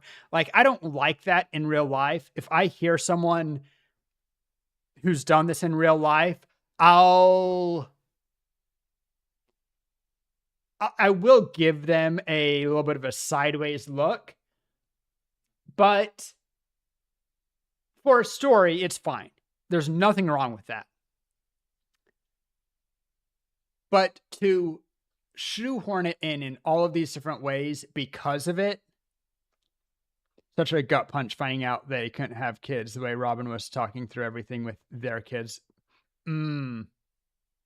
Settling down, living a quiet family life in a suburban home is the opposite of what she pictures her ideal future to be. Being Those something in the positions episode. were absolute. Ted was always going to pursue his family lifestyle vision, and he was not willing to budge on that. But, like, and good Robin was always writing. going to put her career first, and she was not willing to budge on that. The show made it very clear. Ted and Robin were not compatible. Ted had a hard time accepting it, but Robin had accepted it years ago, and she moved on and fell in love with someone else. This was no longer their story. It hadn't been since the end of season 2. So when the show suddenly pulls a 180, essentially negating the entire story it's been telling for the last 7 years, adult people kids, or very rightfully nearly. felt betrayed, especially because some of their favorite characters got ruined as a result. In the 2-part finale, Robin suddenly switches up on everything she believes in and tells Lily that Ted is the man she probably should have ended up with.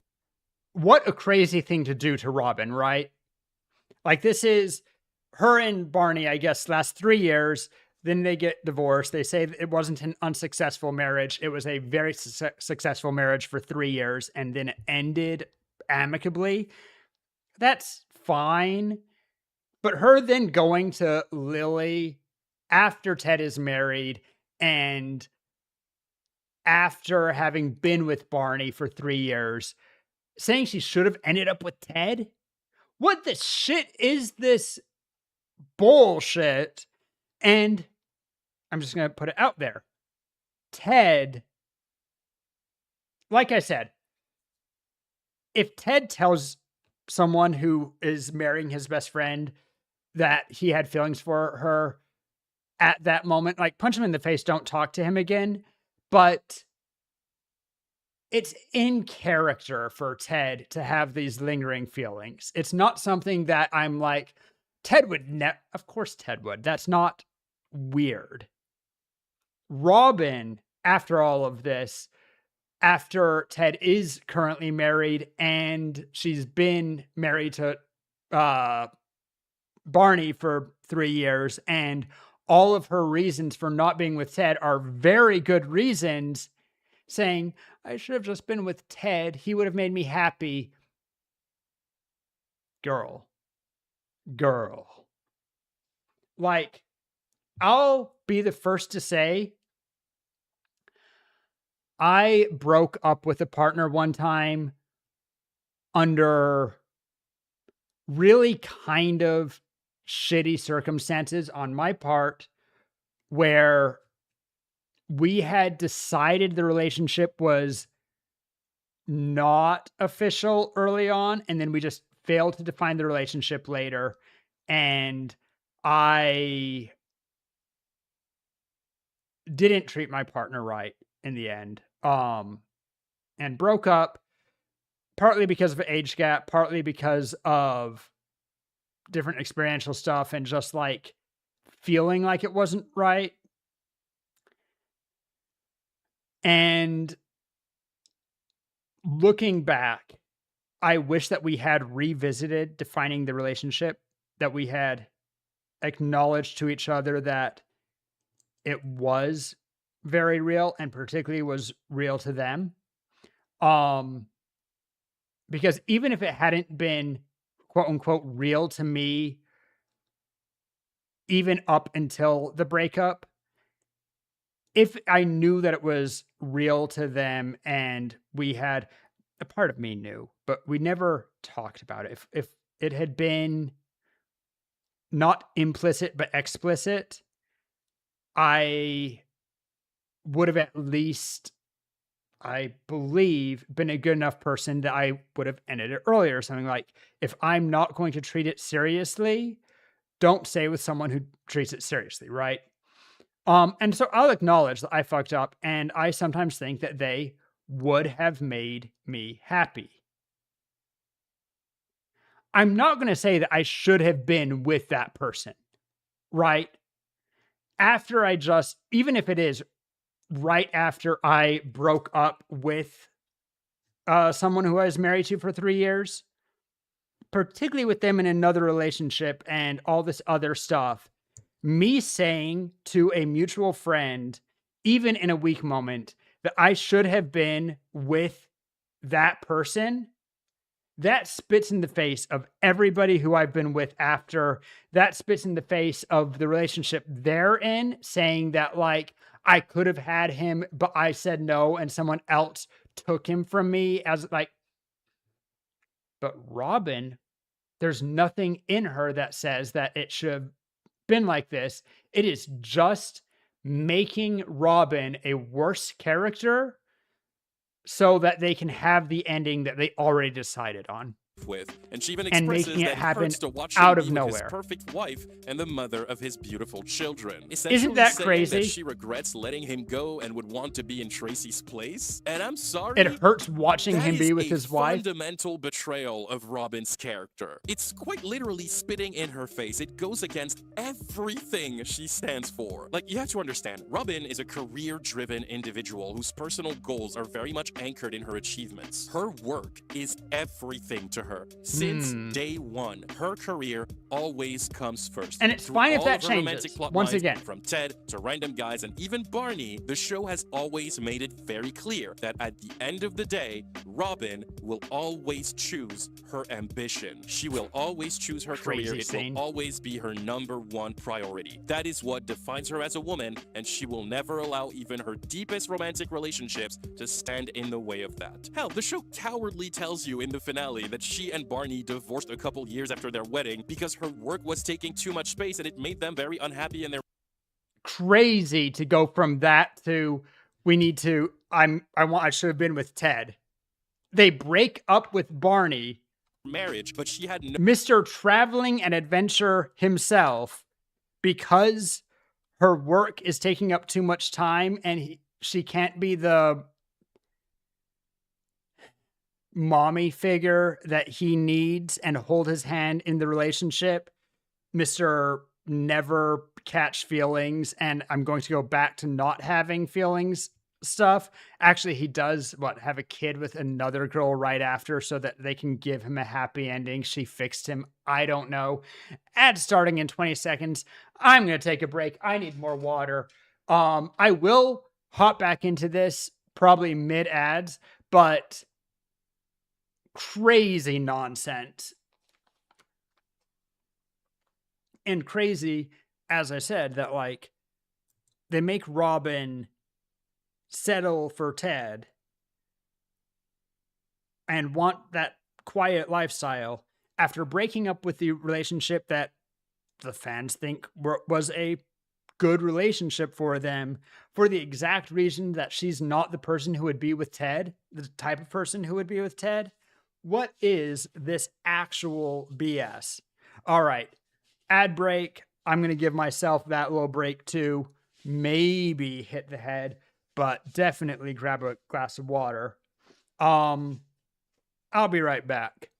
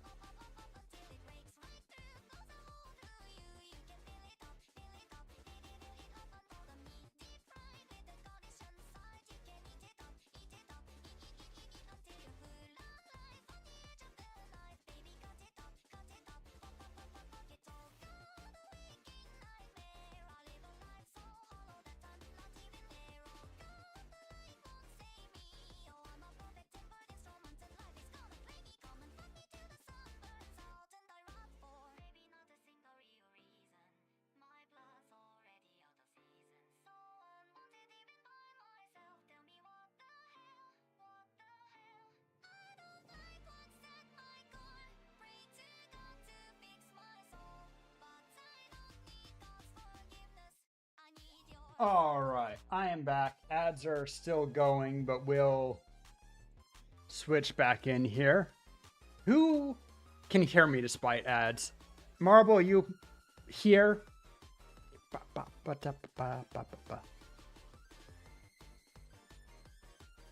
You?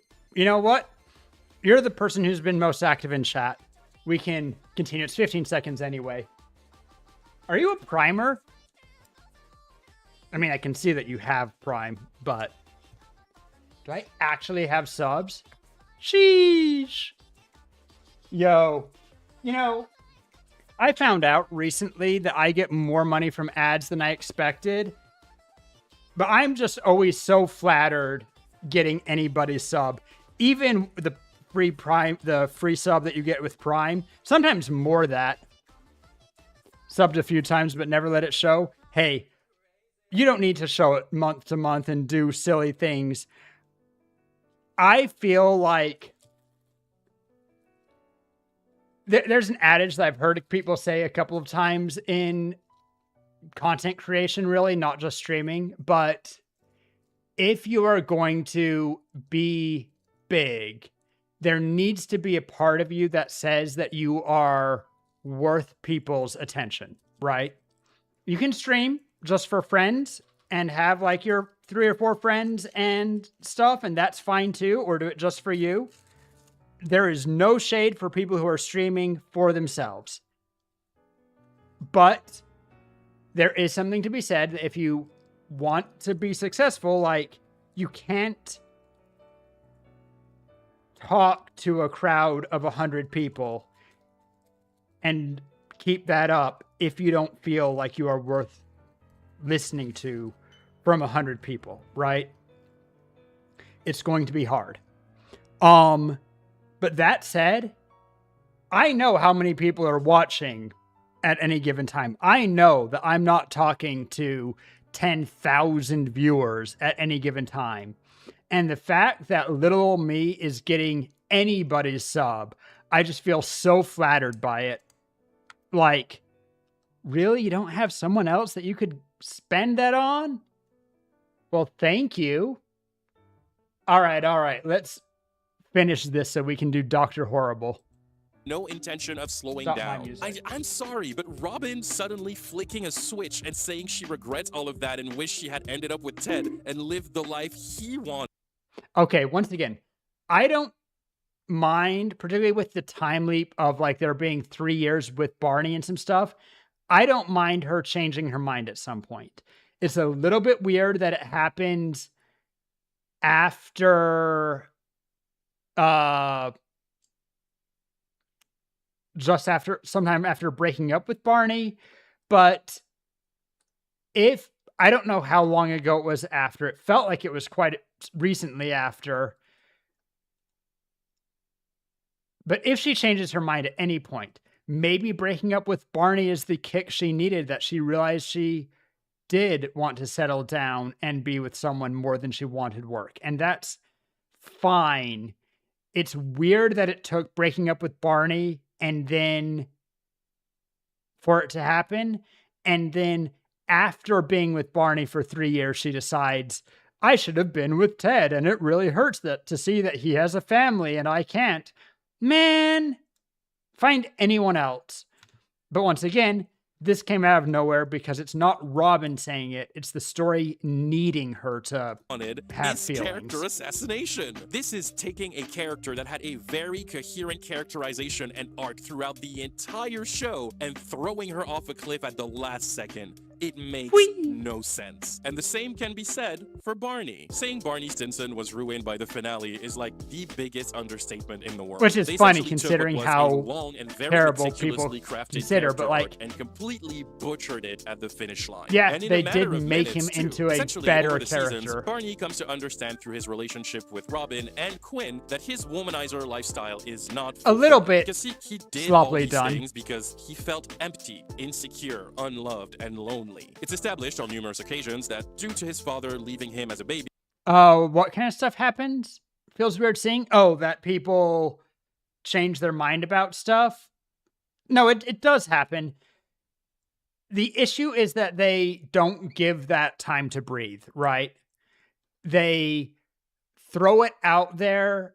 It assassinates Robin's character. It changes her completely. And it's not something that is something that we see that we see her work with. That it's something that she grapples with and decides it, and she realizes maybe that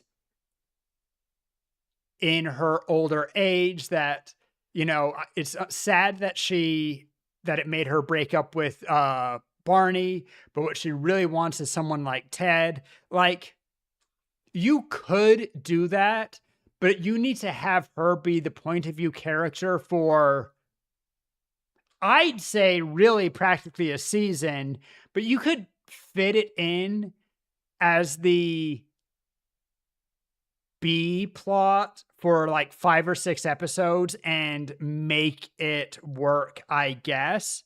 But you need to give it some real time and real weight if you want to make her change her mind like this and do a lot of the stuff that it's involved, right?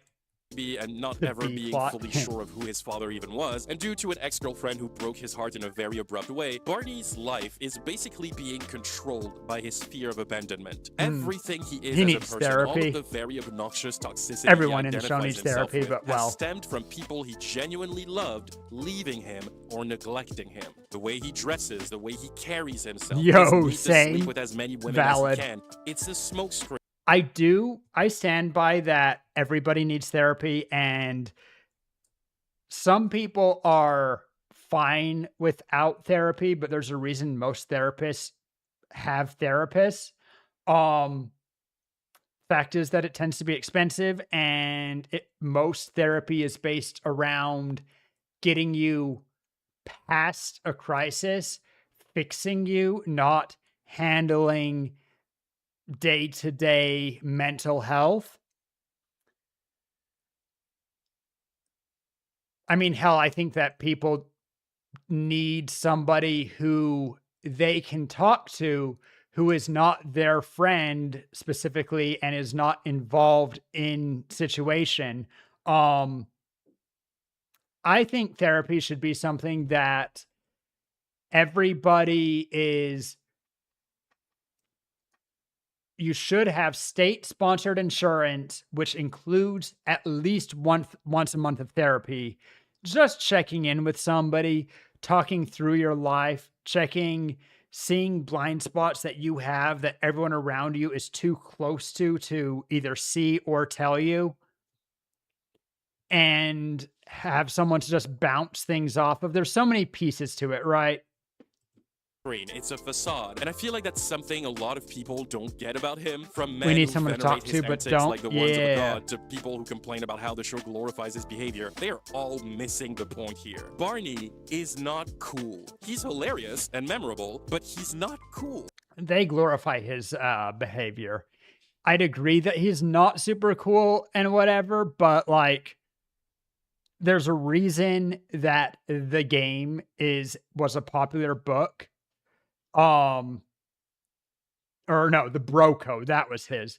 The Bro Code was a popular book, and it was written from his point of view, and it was written in the most misogynistic version of Barney, and so many people ate it the fuck up and thought that it was the funniest, coolest thing, used it as a thing to emulate.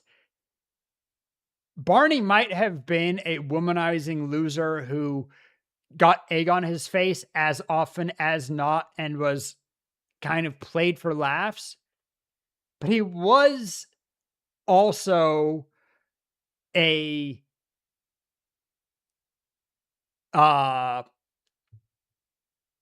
traditionally handsome guy who had tons of money without needing to explain how he got it, was just like casually wealthy, sharp dresser who did successfully get together with a lot of people, as was his goal, and also was welcome in the main character friend group, where he was involved and did other cool stuff. Like Barney Stinson wasn't just loved as comic relief in the way that, like, I would say the uncool version of Barney Stinson, he mentioned that How I Met Your Mother is a Friends clone. It's trying to catch that Friends audience. Barney Stinson is the equivalent of Joey in Friends. Issue is that Joey is, despite being a womanizer and, good-looking actor and all this stuff, he is a wreck of a human.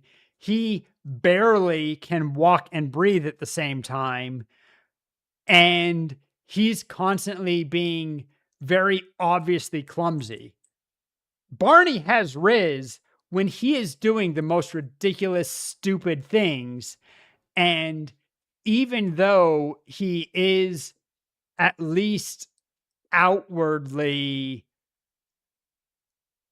told that he is a pig and some stuff by the rest of the characters, they also play into it and treat it like it's a funny quirk about him. He is treated as cool within the narrative of the show. He's pathetic. That's always been the point of his character. Has He's it? pathetic. He's a lonely, emotionally closed off, insecure boy with Like, all daddy this is issues who thinks true. tricking women into liking him for a period And of time they short enough that he doesn't have time do to get make attached to him them to be will somehow pathetic a protect couple of him from times, being but abandoned is again. that His entire what facade people as this take suave away dude from in a him? perfect suit is a direct result of his abandonment issues. Everyone is always telling There's him a how lame reason. he is. He's always tricking women. For all that people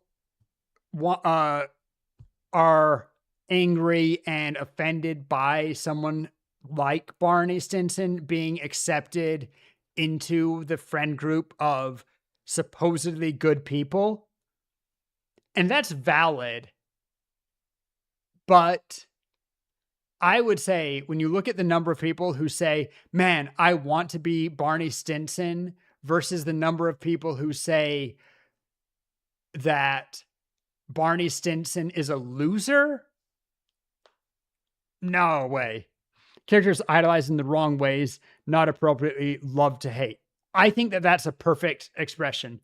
He's idolized for the things that make him pathetic, not someone that you are treated like you should find him a little bit gross, but also funny. And you like, yeah. The other thing is that like Joey in Friends was actually a kind of sweet guy. He just was a sweet guy who happened to also be a womanizer. And you can do that. There is space to write sweet people with really negative character traits, right? You can be, I'm just going to say it, you can be the friendliest, best neighbor, give candy to kids on the street, always be there first to help whenever somebody needs to move, and, be part of the bake sale, and also be a raging racist. They are not, I think media has rotted the mind of so many people that the only type of person who has certain character flaws, like being a misogynist or being racist, the only ones that count are these terrible people who are just nothing redeemable about them. Kind of like Homelander might be an example. Or villains, right? Just out and out villains, obviously. I do think that Always Sunny in Philadelphia does it well, but they acknowledge that their characters are just assholes. But they are assholes. None of them are treated as good people.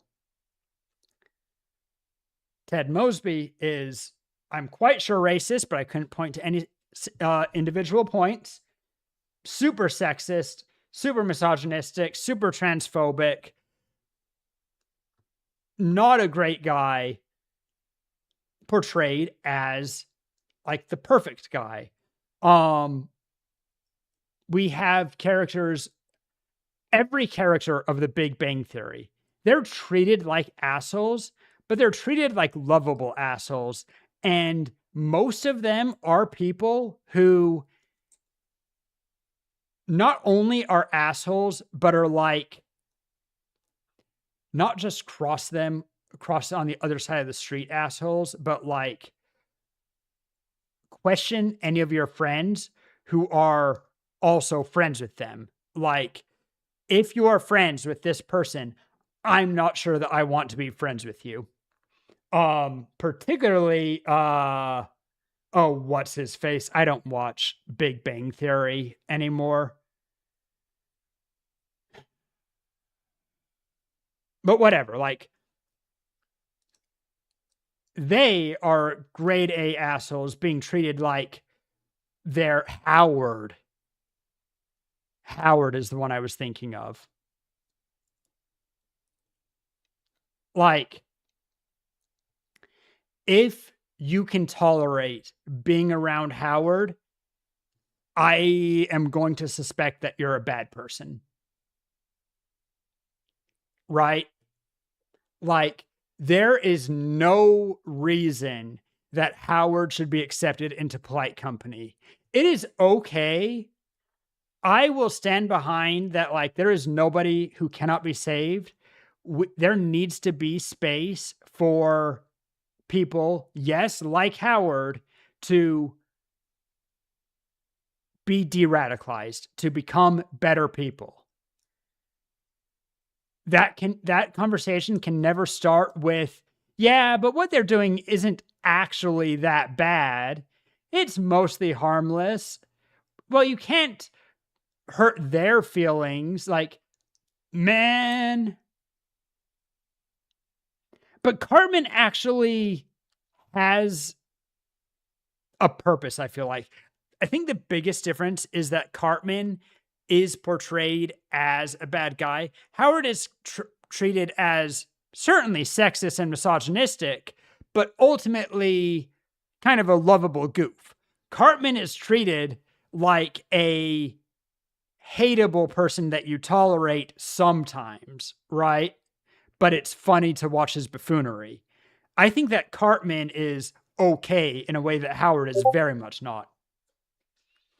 And I mean, I also think that of Leonard. Leonard is one of the most insufferable people. And the fact that the show treats him as the tolerant good guy who kind of holds these misfits together. Leonard is so ableist, so mean to all of his friends. I don't know why you heard a Discord notification because I'm not signed into on the. All right.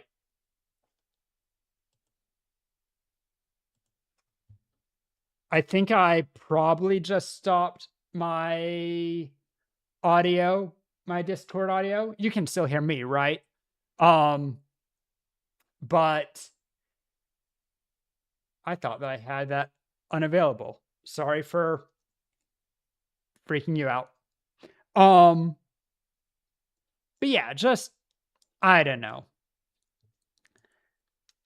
I think it's okay. There is narrative value in having bad characters and even being main characters, even them being characters that you enjoy being around. And like, you know, not every bad character needs to be a villain, but you can't treat them like a good guy.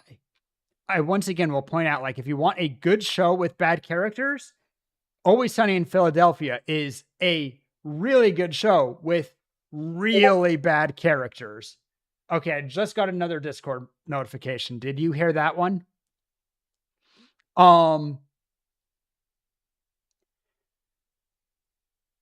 But they know they're bad and they always get egg on their face for being bad. And the show points out and treats them like really bad characters.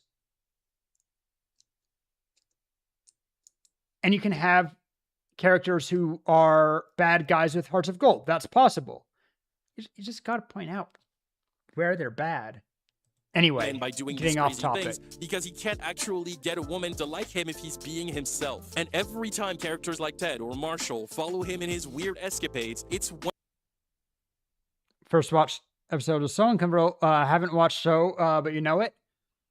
I've heard. I also felt uncomfortable early on. You heard it again? Where?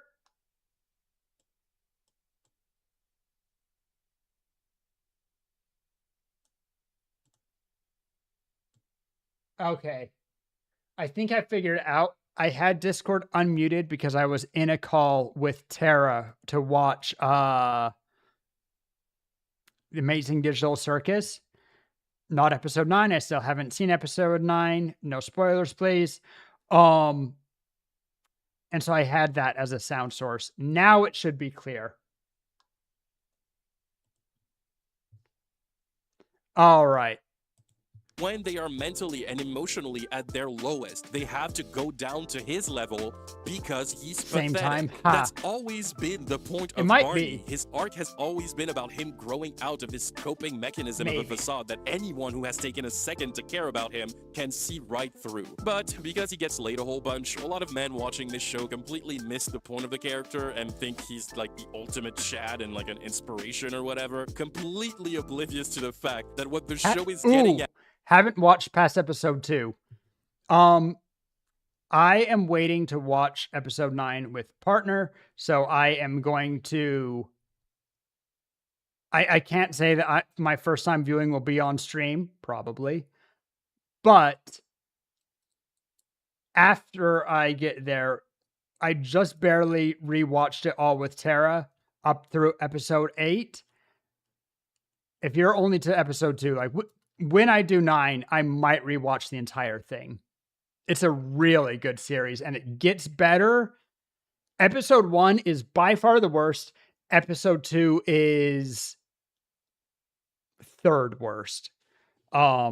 Episode 4 can be people can feel hit or miss with episode 4.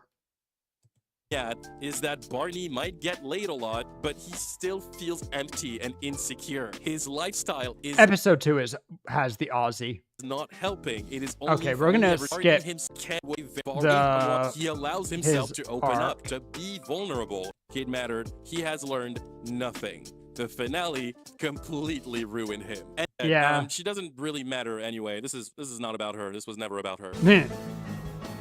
Like, yeah, obviously. Okay.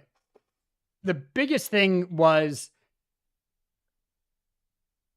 Robin's character assassination and some of that stuff. Do we touch on Ted and Robin, including the flash forward with Ted's kids. We're Instead, gonna watch- the alternate ending focuses on the love between all the characters, then reminisces on Ted's ridiculously eventful love life. Okay, this is just him theorizing. Okay. I've already pointed out a couple of decent ways they could have had the show end well. I'm going to give a couple more. Like, number 1, just in case Robin actress dies or something happens, you have the kids have a sad moment that just like, you're like, and that's how I met your mother. I'm so happy. Like everything that led me to her. Thanks for letting me talk to you. Like, just have a sad scene with the kids, which you can shoehorn to any ending, right? Just don't have him end up with a mother named Tracy, and then she dies. And you have that ready just in case any backup plan that you have fails, right? Why not have this? If you can't do that because you didn't do that, then why not just cut the footage? Just don't include the footage of now I want to get together with your Aunt Robin, because that's weird in a lot of ways. And so you just don't use it. You cut it off shortly. The ending feels meh, but you actually write out, the rest of the scenes to be good.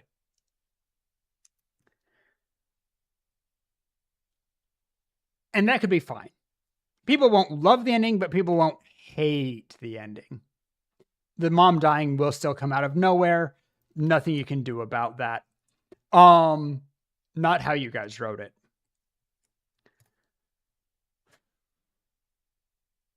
Other options, though, just to say, because the big issue, once again, is that. Come on, give me the shot with the kids. These two, because we couldn't age them up, although people in comments say, like, let them age up. I think there's a good gag in there that the story took so long that we're old now. I don't like that gag to be the ending note of the show, but it wouldn't be bad. I think just recast them. These two are generic enough looking kids that with a little bit of, you give them the right haircut, makeup, whatever, sit them on the couch. They are so unimportant to the plot of the show that if I had told people, even most people, while it was on, no looking, what do Ted Mosby's kids look like? Brown hair, faces, there's a guy and a girl. You could replace neither of these characters. Like, you didn't choose Taylor Swift to be the daughter, someone who is like already internet famous, who you can't possibly replace because people freak out, right? These are just two relatively generic kids, by the way. If your ending that you filmed with them 10 years ago doesn't work, just recast the kids. A couple of hardcore viewers are going to catch it, but not many. Most people will never notice that the kids at the end are different than the kids at the beginning. And okay, here's where I'm going to rant. Here's why. And I didn't realize it until I was watching this, why I got so pissed off at the end. So, Ted meets the mother on the day of Robin and Barney's wedding, right? And then they have their relationship, and eventually the mother dies.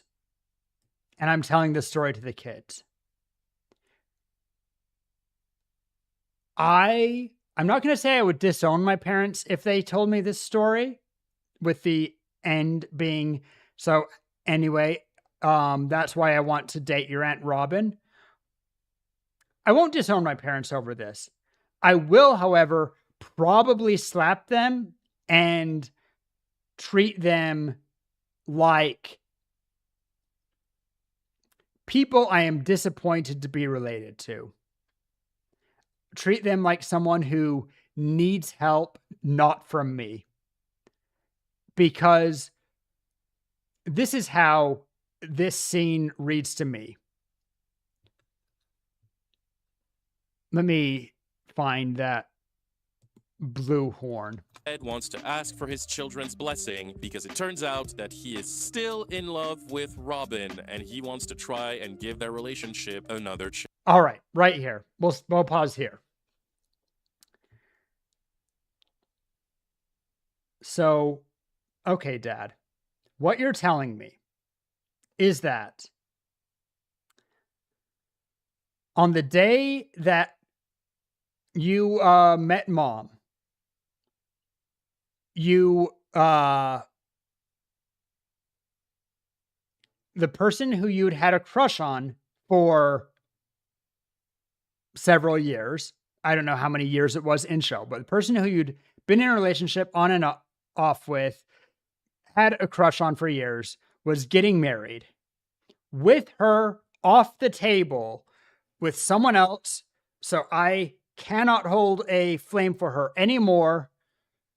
I met your mother and fell in love with my rebound. And she was your mom was a rebound. I had you guys, but secretly, I've always been in love with my ex, who I gave up feelings for, quote unquote, the day that I met your mother. But now your mom is dead, and lucky for me, said ex is single. So do you mind if I get together with the person that I actually wanted to be with the entire time that your mom was alive?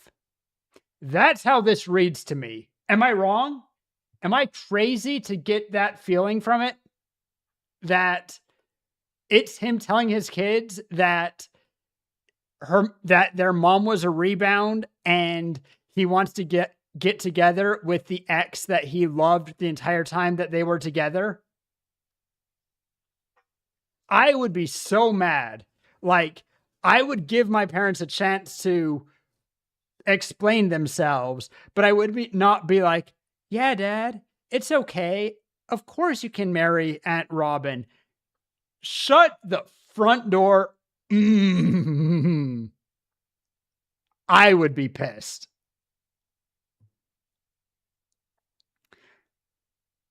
And once again, like, apparently mom died 6 years ago. There is a space where you meet up with your ex and you have this romance that you've been friends, and you show a narrative of them slowly falling in love and thinking that they shouldn't, and the kids giving them a nudge because you can see how much you care about them, whatever. You can't do that off screen. You can't have this be the thing where he says, oh, I've secretly always still loved you and I want, nope. You have to have the relationship start from scratch where they're both different people now and they have slowly become closer, and they, with quite a bit trepidation, slowly develop feelings again and get into a relationship. You can do that.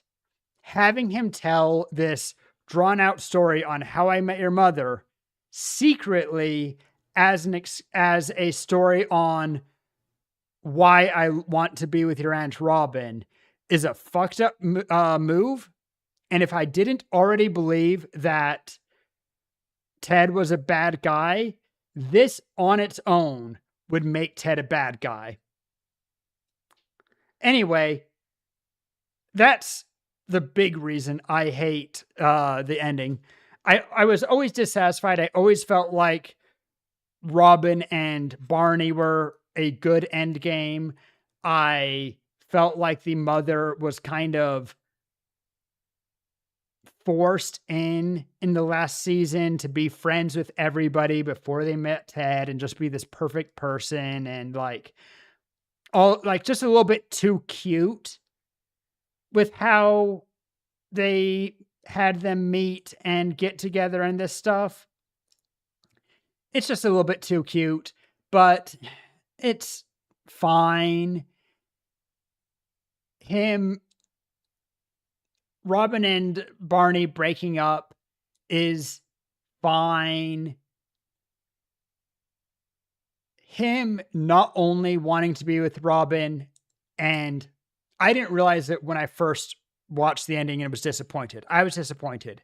It was when I watched this video last night and realized that he was telling his kids how his mom was a cuck. Oh boy. It would be less offensive if he was cheating with Robin during the relationship. Not gonna lie. I would be less offended if he was cheating in the relationship while mom was alive. It would be equally fucked up, but at least then it's not this deep, like, at least then it's obvious that he's being an asshole. Anyway, that's the story of why I hate How I Met Your Mother, why I think Ted Mosby is kill on sight, awful. I haven't been impressed by the actor. I feel like the actor rubs me the same way that Seinfeld rubs me these days. Just not a great guy outside of show, but I don't really care about that. Barney Stinson, sorry. You just reminded me his name. Why do I not? My brain just said Hugh Laurie. That is very not right.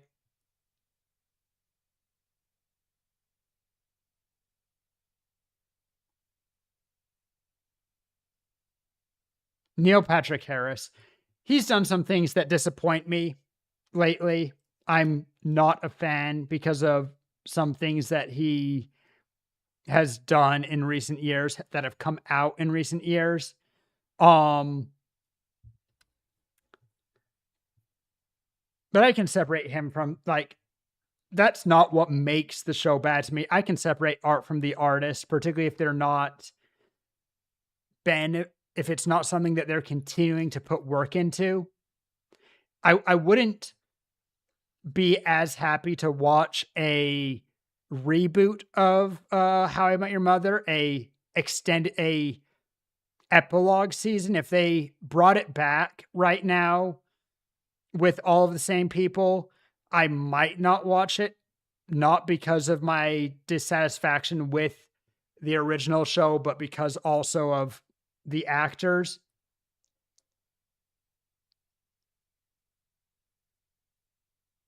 Doctor Who, all you could hear was Barney Love and Lemony Snicket.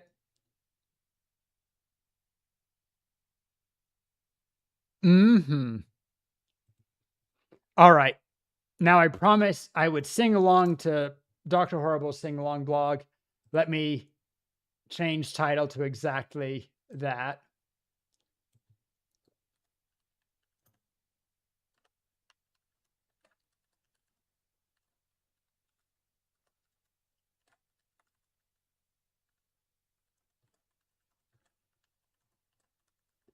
When it was first released, it was released as like the indiest of indie thing.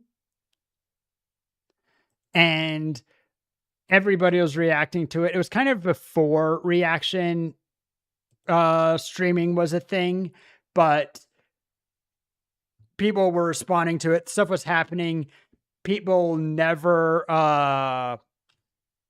got copyright struck for it just because it was a for fun project. Since then, they kind of realized that it was super popular and made a lot of money. And on YouTube, the entire section of the VOD is going to be muted. Oh, well.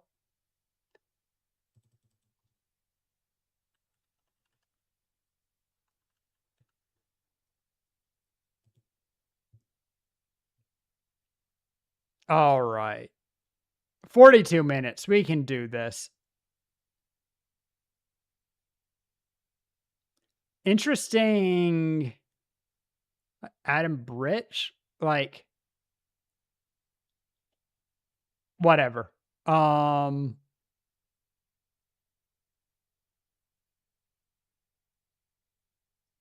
be fair, I don't think it was originally on YouTube. I think that they posted it to a website they put up just for it. And only people found it by word of mouth. I would have preferred it in episodic things. I don't need an upscale, so let's... Oh, I forgot that I was watching the other one at 1.25. Here we go.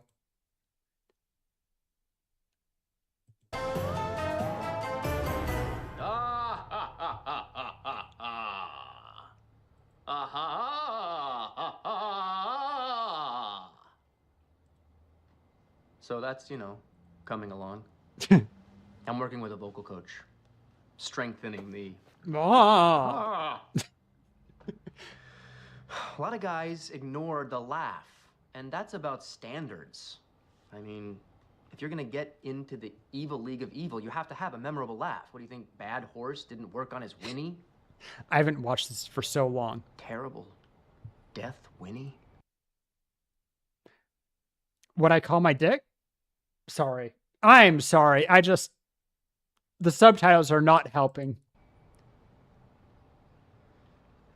No response, BTW, from the league No yet. response, But my BTW. application is strong this year. A letter of condemnation from the 2008. deputy mayor.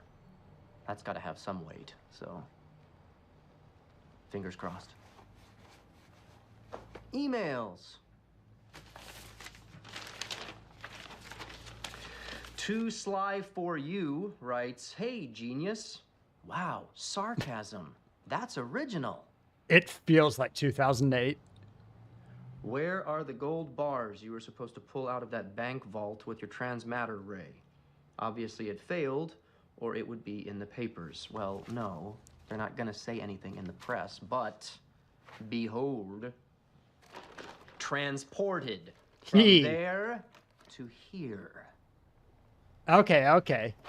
The molecules tend to shift. Hey, it's during worth the rewatching every transmatter, so often. event. But they were transported. That much gold in would be bar so form, heavy. and they clearly were. And by the way, it's not about making money, it's about taking money, destroying the status quo, because the status is not quo. The world is a mess, and I just need to rule it. Yo, my I'm king. gonna- It smells like cumin. So, transmatter is 75%, and more importantly, the freeze ray is almost up. This is the one.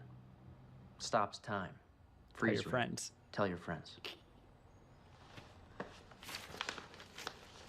I saw this at a convention. I didn't realize that the person I was with got overwhelmed by noise and needed an out, and I feel bad about it.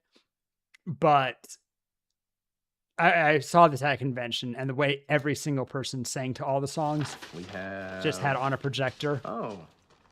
Here's one from our good friend Johnny Snow. Johnny Snow. Dr. Horrible, I see you are once again afraid to do battle with your nemesis. I waited at Dooley Park for 45 minutes. Okay. Dude, you're not my nemesis. My nemesis is Captain Hammer. It's Captain Hammer. Captain Hammer corporate I know tool. nothing. Dislocated my shoulder. Again. Last week. Look, I'm just trying to change the world, okay? I don't have time for a grudge match with every poser in a parka.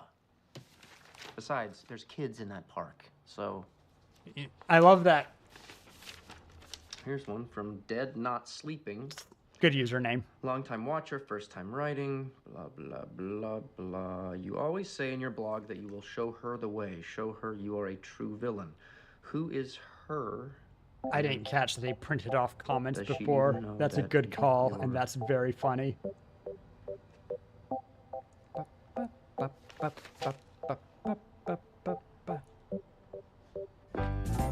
Laundry day, see you there, under things, tumbling. Wanna say, love your hair. Here I go, mumbling. With my freeze ray, I will stop the world. With my freeze ray, I will find the time to find the words to tell you how you make me feel. What's the phrase? Like a fool, kinda sick, special needs. Anyways, with my freeze ray, I will stop the pain. It's not a death ray or an ice beam, that's so Johnny Snow. I just think you need time to know that I'm the guy who makes it real. The feelings you don't dare to feel. We'll bend the whole world to our will, and we'll make time stand still. Ba-dum, ba-dum, bum, ba-da. That's the plan. Rule the world, you and me, any day. Love your hair. What? No, I love the air. Air. Anyway. With my freeze ray, I will stop. Hey, Doc. Moist. Hey, speaking of Moisture, buddy. What's going on? Howie. Life of crime. Got your mail. Hey, didn't you go on a date last night? Conflict Diamond told me you were doubling with Bait and Switch. Yeah, Yeah? it Well, was all right. I kind of thought I was supposed to end up with bait, but I hear you. underrated I saw show. Penny today. you talked to her? So close. Just a few weeks away from a real audible connection. I'm gonna ask. Oh my God. Is that from the leak? It's from him. That's his seal, isn't it? The leader? Oh my god. I never From the actually league? looked at the It's seal. from him. That's his seal, Okay, just a horseshoe. That's fine. isn't it? The leader? Oh my Oh god. my god. I got a letter from Bad Horse. That's so hardcore. Bad Horse is legend. He rules the league with an iron hoof. Are you sure you want Bad horse, bad horse, bad horse, bad horse. He rides across the nation, the thoroughbred of sin. He got the application that you just sent in. It needs evaluation, so let the games begin. A heinous crime, a show of force. A murder would be nice, of course. Bad horse, bad horse, bad horse. It's bad. The evil league of evil is watching, so beware. The grade that you receive will be the last, we swear. So make the bad horse bad. Or he'll make you his mare. He will be your last, we swear. So make the bad horse gleeful. Gleeful, I thought so. What is this? Saddled up, there's no recourse. It's Hi-Yo Silver, signed Bad Horse. Signed Bad Horse. These captions are trash. Are you kidding? Okay, is great. wait. I'm about to pull. We're gonna have to skip to here and hope that the subtitles are a little bit better. Here I go, mumbling. Of course, Bad Horse, Bad Horse, Bad Horse. Already better. The evil league of evil is watching, so beware. The grade that you receive will be your last, we swear. So make the Bad Horse gleeful, or he'll make you his mare. You're saddled up. Mare, M-A-R-E. Come on. At least it's. I don't know. Are you kidding? It's not. This is great. I'm about to pull a major heist. There has to be an official. I think that it got moved to Netflix or something ridiculous.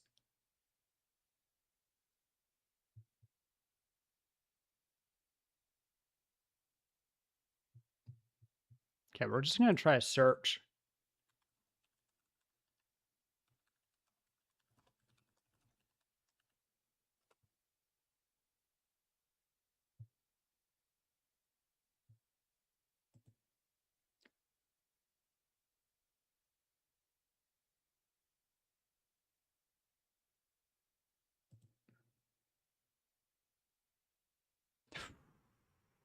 Oh.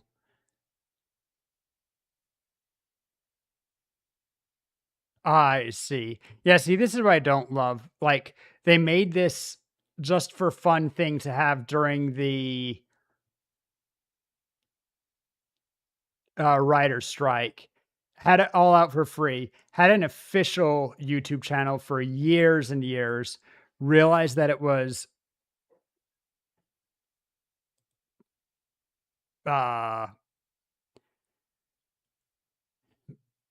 money that isn't in their pocket, that could be in their pocket.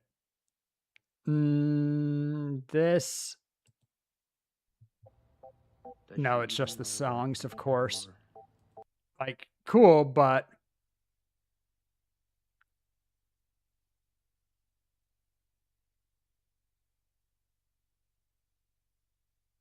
Oh, well. Guess we go to the first one, and I'm going to have to really trust my memory a lot better on songs. The evil league of evil is watching, so beware. The grade that you receive will be your last, we swear. So make the Bad Horse gleeful, or he'll make you his mare. Need to not even look at them. Up, there's no recourse. It's Hi-Yo Silver, signed Bad Horse. I don't know. Are you kidding? In fact, I'm going to take off the subtitles. It's not even worth I'm about to pull a them. major heist. You know the Wonderflonium that I need for the freeze ray? The It's being Wonderflonium. transported tomorrow. Armored car. Courier van. Candy from a baby. You need anything dampened or made soggy? Thanks, but the League is watching. I gotta go this alone. I don't know how he could help otherwise. Will you lend a caring hand to shelter those who need it? Only have to sign your Probably name. Don't even the have biggest to thing that read Felicia it. today was Would you up to have- this point. No? How about you? People got so much more into her from Dr. Horrible.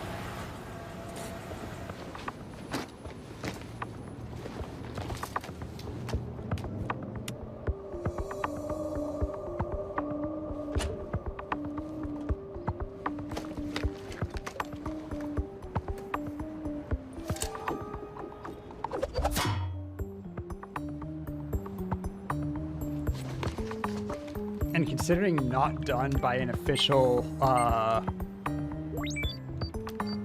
network or anything, like this is just homemade effectively. Yeah, with, you know, people who are in the game, but What? What? I was wondering if I could just... Hey, I know you.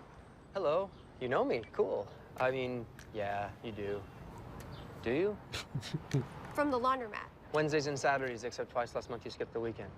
Or if that was you, it could have been someone else. Just I mean, I've seen a normal guy. Billy is my name. I'm Penny. What are you doing? Texting. It's very important, or I would stop. What are you doing? Actually, I'm out here volunteering for the Caring Hands Homeless Shelter. Can you spare a minute?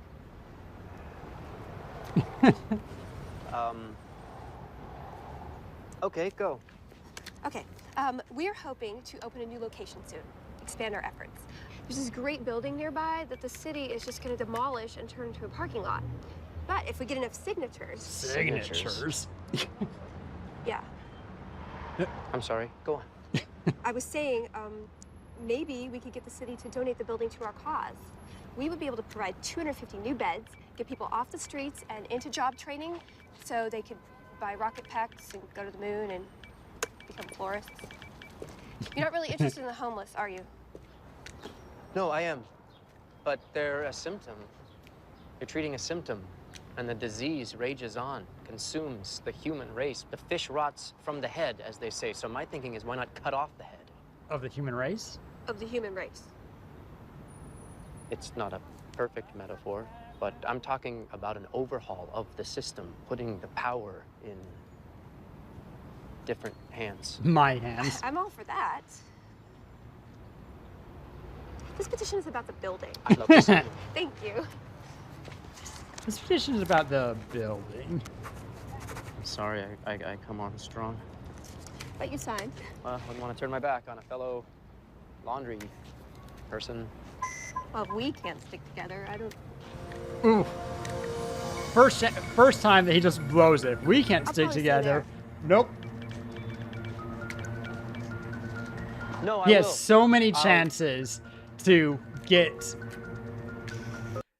Like, he talks a big game about wanting to change the system, and that's fine. But we all know that his real desire is to get with Penny, that it's all just him being treated like a loser up until now and wanting to prove to people and specifically get with the girl that you have a crush on. So many chances and throws it away every time. She talked to me. Why did she talk to me now? Why did she talk to me now? Maybe I should... A man's Gotta do what a man's gotta do. Don't plan the plan if you can't follow through. All that matters, taking matters that's right. into your own hands. Soon I'll control everything. My wish is your command. Stand back, everyone, nothing here to see. Just imminent danger in the middle of it, me. Yes, Captain Hammer's here, hair blowing in the breeze. The day needs my saving expertise. So he doesn't like swing into the frickin' driver's seat or anything. Just breaks the control and hook. Destiny is me saving you.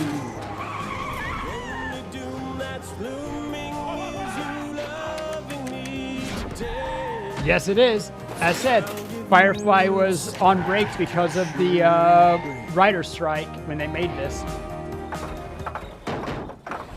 Idiot! Dr. Horrible, I should have known you were behind this. You almost killed her. I remember it differently. Is she me? Me? Curtains for you, Dr. Horrible. Lacy, gently wafting curtains. Thank you, Hammerman. I don't think I can explain how important it was that you stopped the van. I would be splattered, I'd be crushed under debris. Thank you, sir, for saving me. Don't worry about it. A man's gotta do what a man's gotta from above. Are you kidding? I love this trip. What heist were you watching? Stop looking at her like that. When you're the best you Did you can notice that he threw you in the garbage? Beating like His ass needs kicking, some ticking I stopped the van. The remote control is in my hand. Assuming as you Whatever. So please give me a sec to catch my breath. Balls. All right, ad coming. We'll pause it. That's a good time to do it. I have 7 seconds. We could watch through ads, but I don't know. Might as well let it play, not have anyone miss it.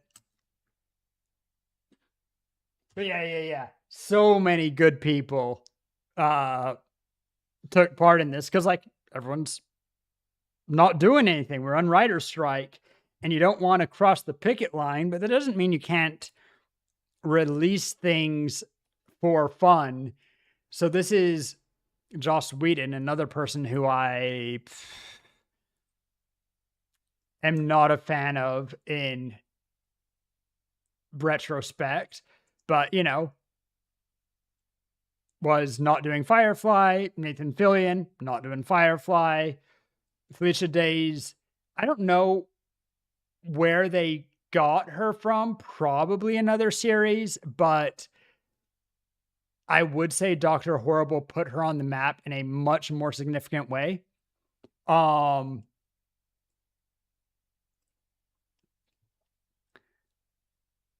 All done by Neil Patrick Harris as the main character. I don't think that the guy who plays Howard was in Big Bang Theory yet. The Guild, yeah. I forgot about it. I don't think Big Bang Theory had started yet, but they got him. He was certainly in Big Bang Theory later. Everyone in it, it feels like, gets, to be fair, I'm sure that they pulled a bunch of people to be the Bad Horse Gang and extras and all sorts of other people, but the list of important named characters, even Moist, barely there. This is 3 people with cameos of other people.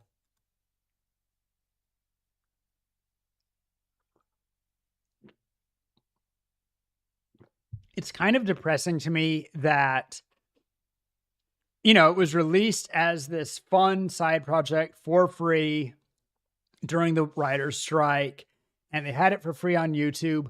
I don't even hate that originally it was on its own site, Dr. Horrible's blog. I don't mind that they made merchandise of it, that they released Blu-rays, did a bunch of stuff. They should have had it permanently on YouTube, making it not officially done in a free place. It spits in the spirit of it, you know? I get that there was money to be made from it, and I don't blame them for cashing in on their work, selling Blu-rays, selling merchandise, doing all sorts of stuff. But they need to have an official channel of watching it on YouTube and stuff. All right, so that was episode 1. Episode 2. Act 2, whatever. Oh, this is a tricky one. Focus up. Any adult with half a brain can see that humankind has gone insane. to the point where I don't know if I'll accept the status quo. If I throw poison in the water main. Listen close to everybody's heart and hear that breaking sound. Hopes and dreams are shattering apart and falling to the ground. I cannot believe my eyes. The world's full of filth and lies. But it's plain to see evil inside of me is on the rise.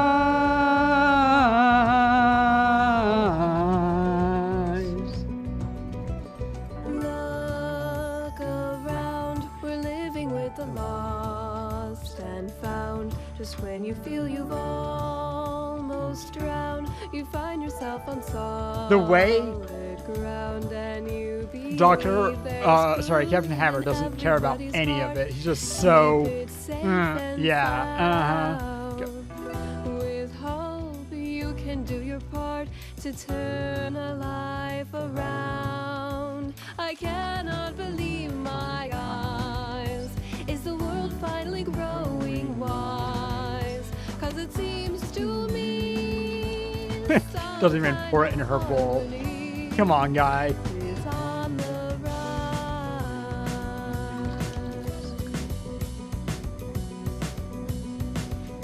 Okay, I'm not gonna sing the complicated part. With half a brain could spend their whole life howling in pain. the things that I'm The dark is everywhere and Penny doesn't seem to care. That soon the dark in me is all that will remain. and I believe Listen close to everybody's heart and hear that breaking sound. Hopes and dreams are shattering apart and crashing. Like, how good is this?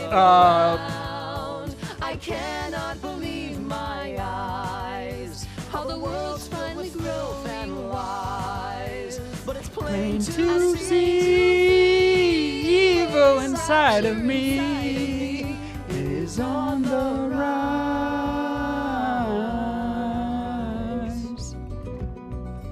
How good is that harmony for something just thrown together? It is so dumb that we've been coming here so long and never spoke. I know, all those months doing this stunningly boring chore. I'm a fan of laundry.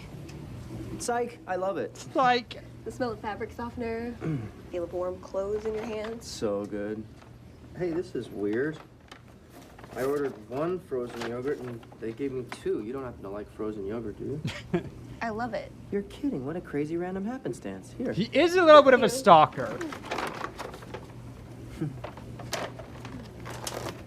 How convenient. They also gave me 2 spoons. I guess how's that your makes weekend? sense. Did you spend the whole time hunting wild signatures? Actually, I went on a date. Get right out of town. How was that? Unexpected. He's a really good-looking guy, and I thought he was Yeah? kind of cheesy at first. Trust your instincts. But he turned out to be totally sweet. Sometimes people are layered like that. There's something totally different underneath than what's on the surface. And sometimes there's a third, even deeper level, and that one is the same as the top surface. Huh? Huh? Like with pie. So you gonna see him again? Moving on. I think I will. Billy?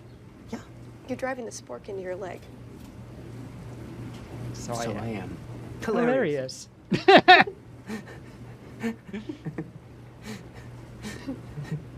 All right, the wait is over.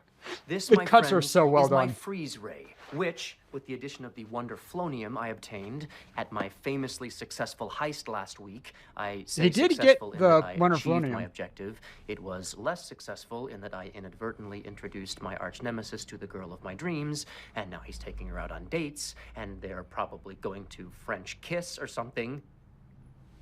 Called him sweet? How is he sweet? Right. Freeze ray. So, as of tonight, I am in the evil league of evil, if all goes according to plan, which it will, because I hold a PhD in horribleness. See you at the aftermath. Peace. Except but not, not literally. literal peace. The freeze ray needs work. I also need to be a little bit more careful about what I say on this blog. Apparently, the LAPD and Captain Hammer are among our viewers. Canonically, they were waiting for in me LA at the mayor's dedication of the Superhero Memorial Bridge. The freeze ray takes a few seconds to warm up, and I wasn't. Captain Hammer threw a car at my head. Not to worry, though, because I'm... one sec. I love that ringtone. He saw the operation you tried to pull today, but your humiliation means he still votes nay. And now assassination is just the only way. There will be blood, it might be yours, so go kill someone, sign Bad Horse. Kill someone? Would you do it? I love the voice not being able to open a can. Good bit. Look at me, man. I'm moist. I mean, at my most badass, I make people feel like they want to take a shower. I'm not ELA material. Killing's not elegant or creative. It's not my style.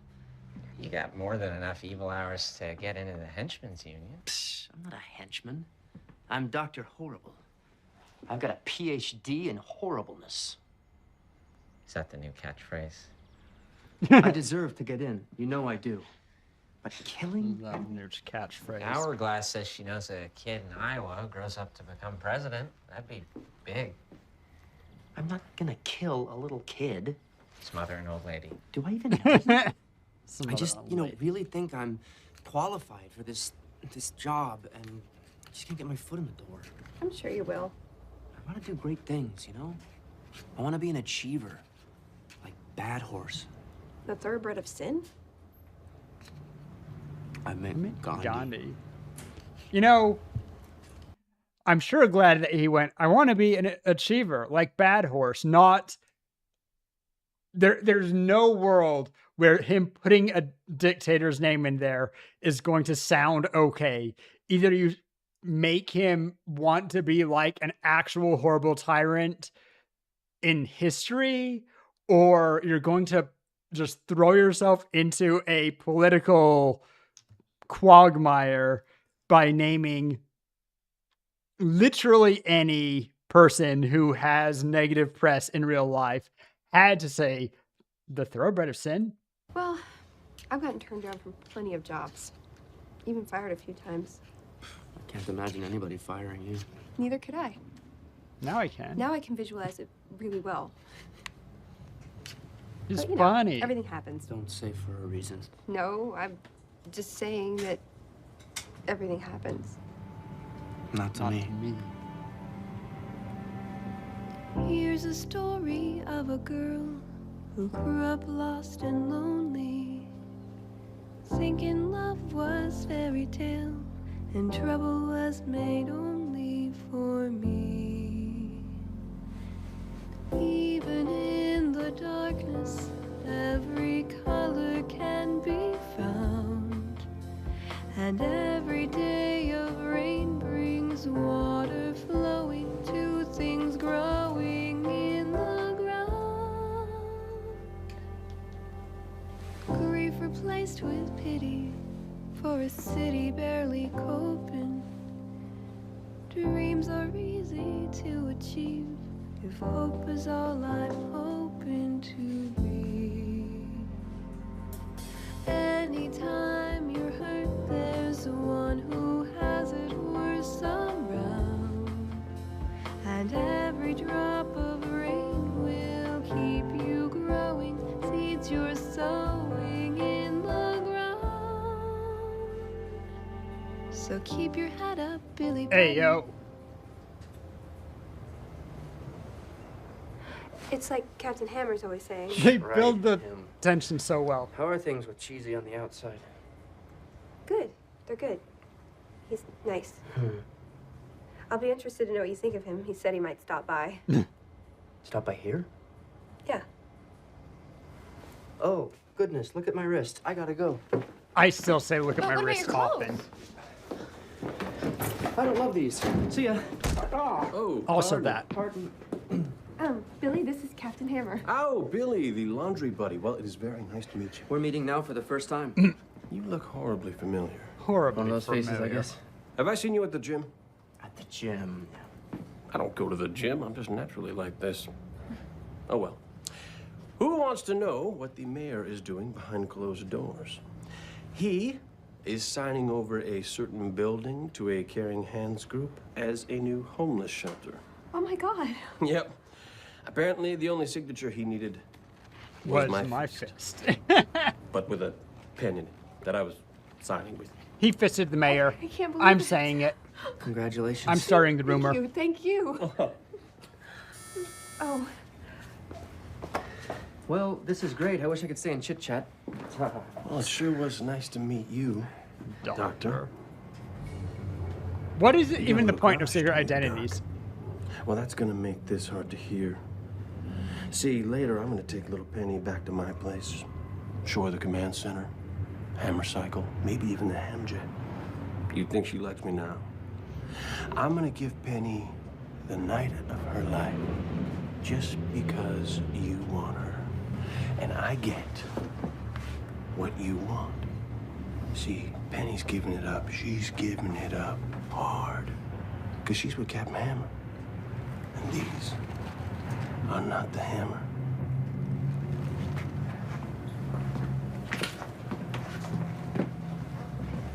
The hammer is my penis. The fact that he had to come back and actually just make sure that we knew. Have to go. Oh no. All right, catch you later, Marble. Oh, for the best song too. Disappeared as a moral dilemma because at Oh first my it God, was it's weird, fast. though I swore to eliminate the worst of the plague that devoured humanity. It's true, I was vague on the how, so how can it be that you have shown me the light? It's a brand new day, and the sun is high. All the birds are singing that you're gonna die. How I hesitated, now I wonder why. It's a brand new day. All the times that you beat me unconscious, I forgive. All the crimes incomplete, listen, honestly, I'll live. Mr. Cool, Mr. Right, Mr. Know-It-All is through. Now the future's so bright, and I owe it all to you who showed me the light. It's a brand new day, I got no remorse. Now the water's rising, but I know the course. I'm gonna shock the world, gonna show bad horse. It's a brand new me, and Penny will see the evil me. Not a joke, not a joke, not a failure. And she may cry, but her tears will dry when I hand her the keys to a shiny new Australia. It's a brand new day, yeah, the sun is high. All the angels sing Because you're gonna die. Go ahead and laugh, yeah, I'm a funny guy. Tell everyone goodbye. It's a brand new day.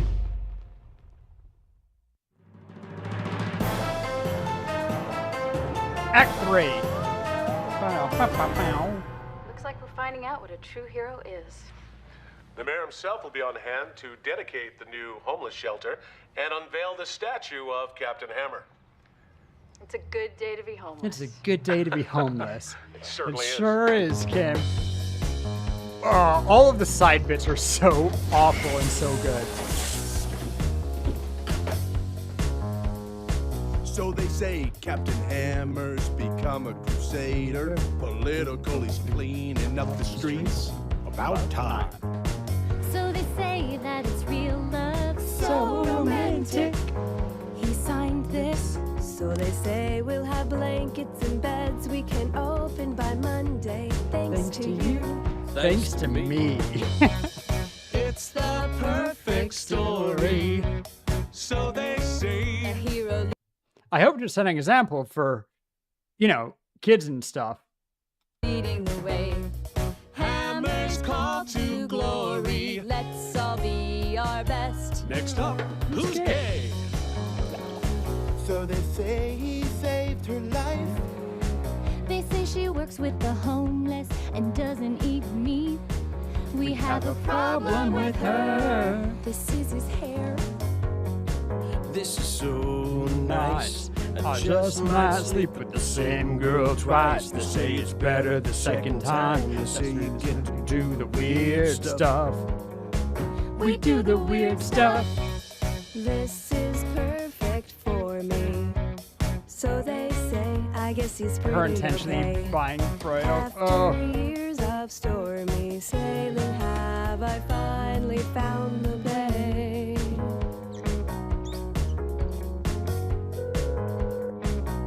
He's still not picking up. Who is that? There's no happy ending, so they say. Not for me anyway. Should I stop pretending? Take the chance to build a brand new day. This is his dry cleaning bill for sweater vests.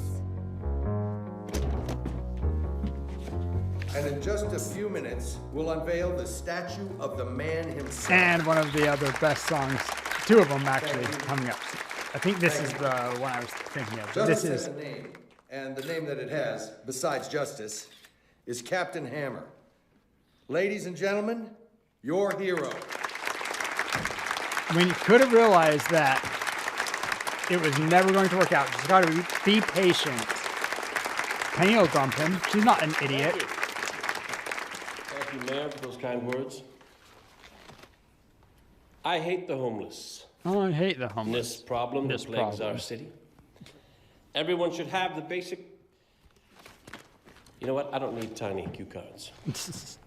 When I fell deeply in love with my serious long-term girlfriend, Penny. Wave your hand, Penny. Wave your hand, Penny.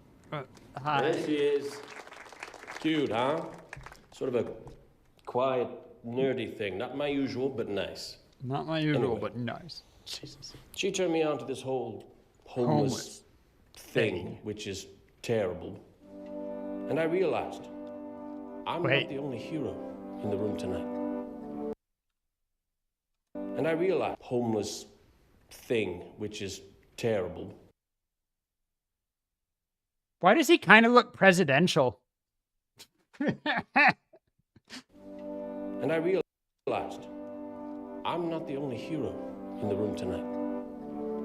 I'm not the only one who's fighting. There we go. It may not feel too classy. Begging just to eat. But you But know, who does that? Lassie. And she always gets her treat. So you wonder what your part is. Because you're homeless and depressed. But Home is where the heart is. So your real home's in your chest. Everyone's a hero in their own way. Everyone's got villains they must face. They're not as cool as mine. But for folks, you know it's fine to know your place. Everyone's a hero in their own way. In their own, not that heroic way. So I thank my girlfriend, Penny. Yeah, we totally had sex. She showed me there's so many different muscles I could flex. There's the deltoids of compassion. There's the abs of being kind. It's not enough to bash in heads. You've got to bash in minds. Everyone's a hero in their own way. Everyone's got something they can do. Get up, go out and fly. Especially that guy who smells like poo. Everyone's a hero in their own way. You And mostly me and you. I'm poverty's new sheriff. And I'm bashing in the slums. A hero doesn't care if you're a bunch of scary alcoholic bums. Everybody! Everyone's a hero in their own way. Everyone can blaze a hero's trail. Don't worry if it's hard, if you're not a friggin' tar. You can't say that. Everyone's a hero In their own way. Everyone's a hero in there.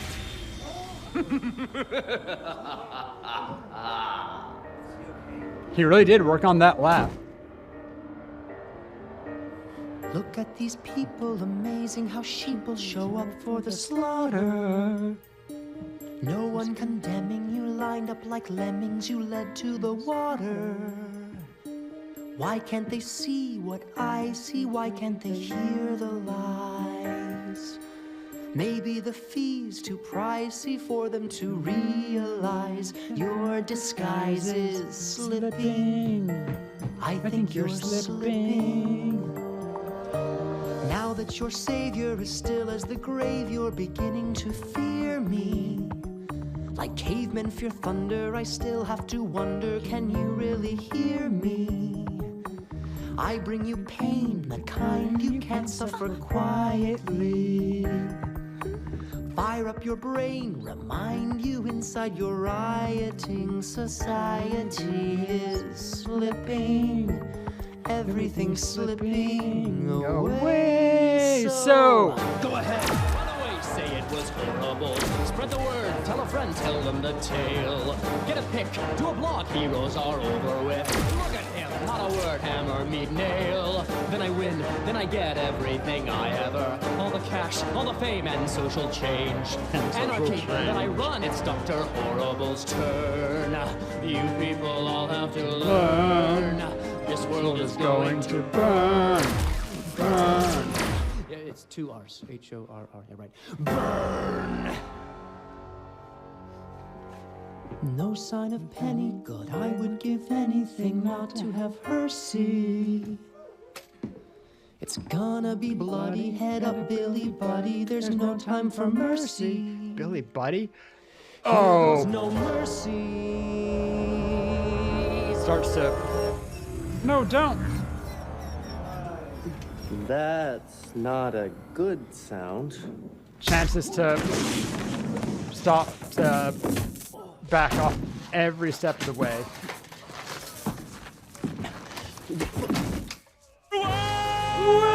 I forgot that he had to finish his song. A death ray! Looks like Dr. Horrible's moving up. Let's see if this one works any better than your others. I don't have time for your warnings. You give my regards to St. Peter. Or whoever has his job, but in hell. This is so cool. Oh.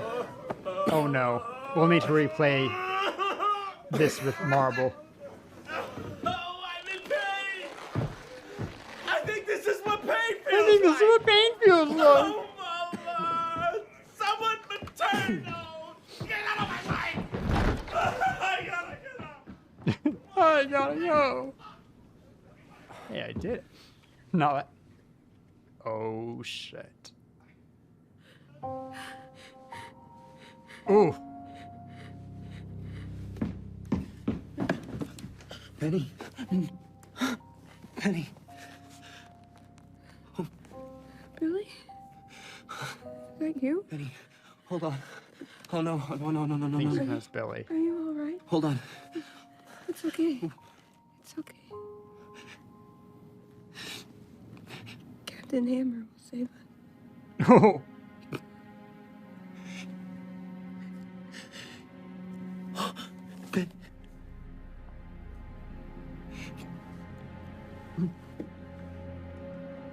I'm just going to put it out there.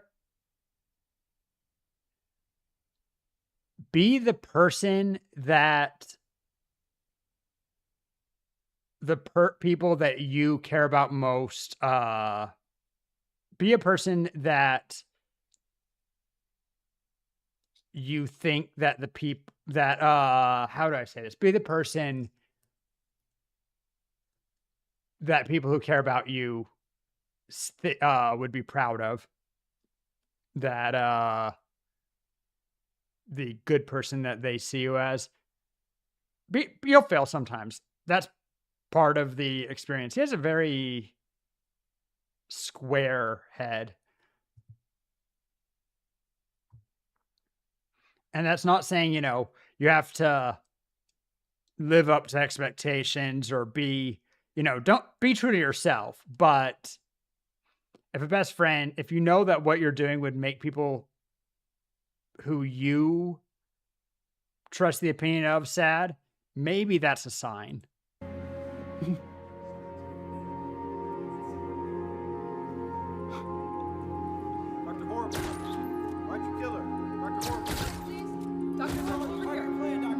Why do you kill her? They say. Like anybody thinks this is intentional, but okay. Here lies everything, the world I wanted at my feet. My victory's complete, so hail to the King.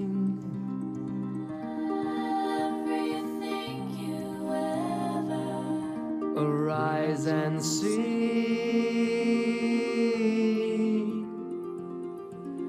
So your world's benign, so you think justice has a voice, and we all have a choice. Well, now your world is mine.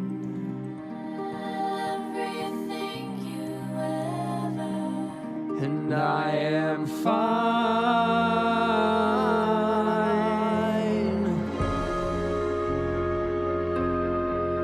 Country Martins, what's her name? Dr. Horrible defeats Captain Hammer. They're unavailable for comment. Thanks, Moist.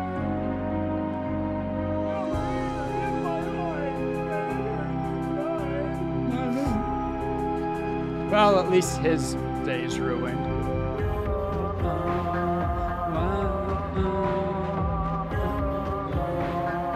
Frickin'. I love them.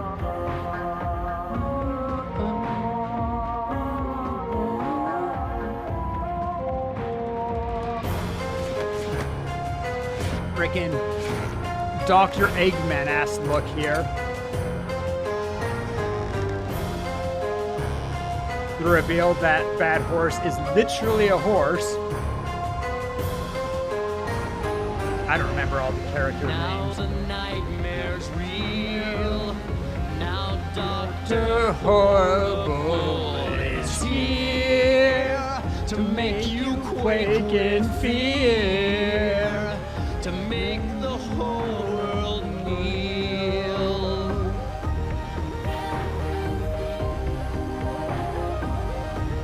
And I won't feel a thing. Such a good ending.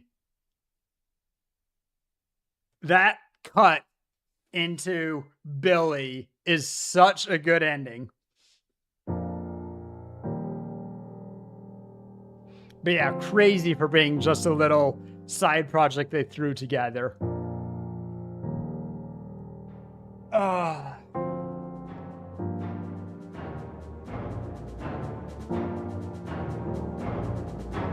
Jed Whedon for the songs. Good to know. Day. Simon Hell. Okay. Trying to see if there's any other names that I would recognize. Oh, here's all the names of the villains. Wait. Pink Pumler, Purple Pimp, The League of Evil, Professor Normal, Fake Thomas Jefferson, Tie Dye, Dead Bowie, Fury Leica, Snakebite, and Bad Horse. No lines, but they showed up. They get a credit. Surprising amount of people involved in it. I mean, it needed to have a lot of people. It's high quality for being a side project. Still think it needs to have an official channel that has it all. Just saying, I don't like that. I get that they're selling Blu-rays and stuff, but Bad Horse provided by Phil's Animal Rentals? Okay. Good to know, I guess.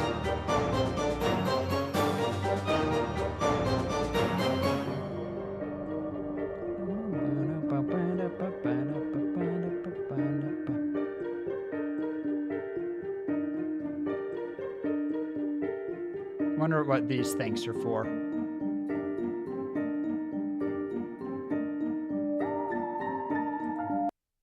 Time Science Blood Club. If this is an actual LLC, they clearly made it just for this show, because Time Science Blood Club, you would never name your company for anything that's not this.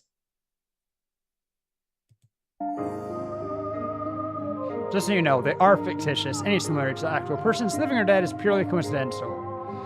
Blah, blah, blah, blah, blah, blah, blah, blah, blah. Wah, wah, wah, wah, wah, wah. All right, we'll rewatch that sometime for Marble, but I forgot Mutant Enemy Inc. Good stuff. It's like 7:30 though. Let's boop boop. Beep boop. Started late. Went late.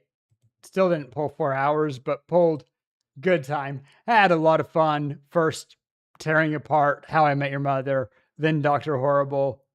Always worth the watch, the rewatch, pre-watch. I don't know. I started to say words and then it got away from me.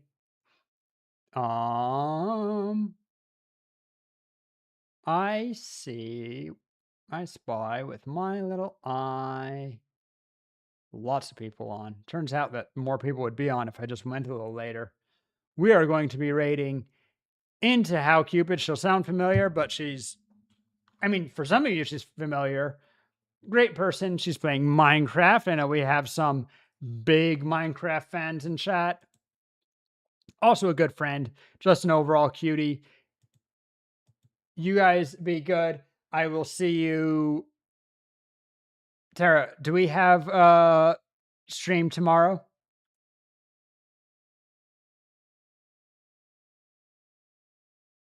Might have voice acting collab on tomorrow evening, starting right around this time. Nope, apparently not. Normally we would. Not this week. Oh, well. Then I guess, unless I do something bonus, possibly in Discord or possibly not, then it will be, I'll see people Monday for Minecraft Monday, and we'll do our other stuff for the rest of the week. Guys, stay beautiful. We appreciate you. Let's get my music banging.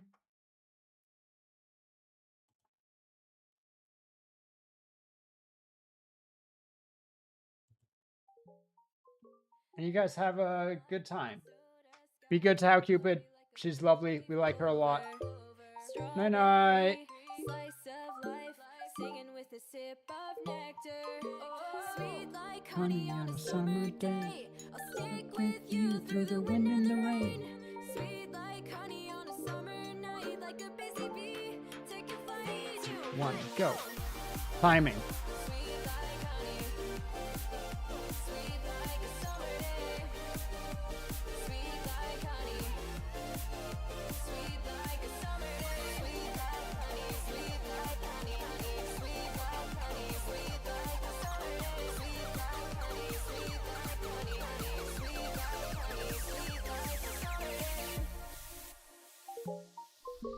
Flying high, take the dive, blue waves across the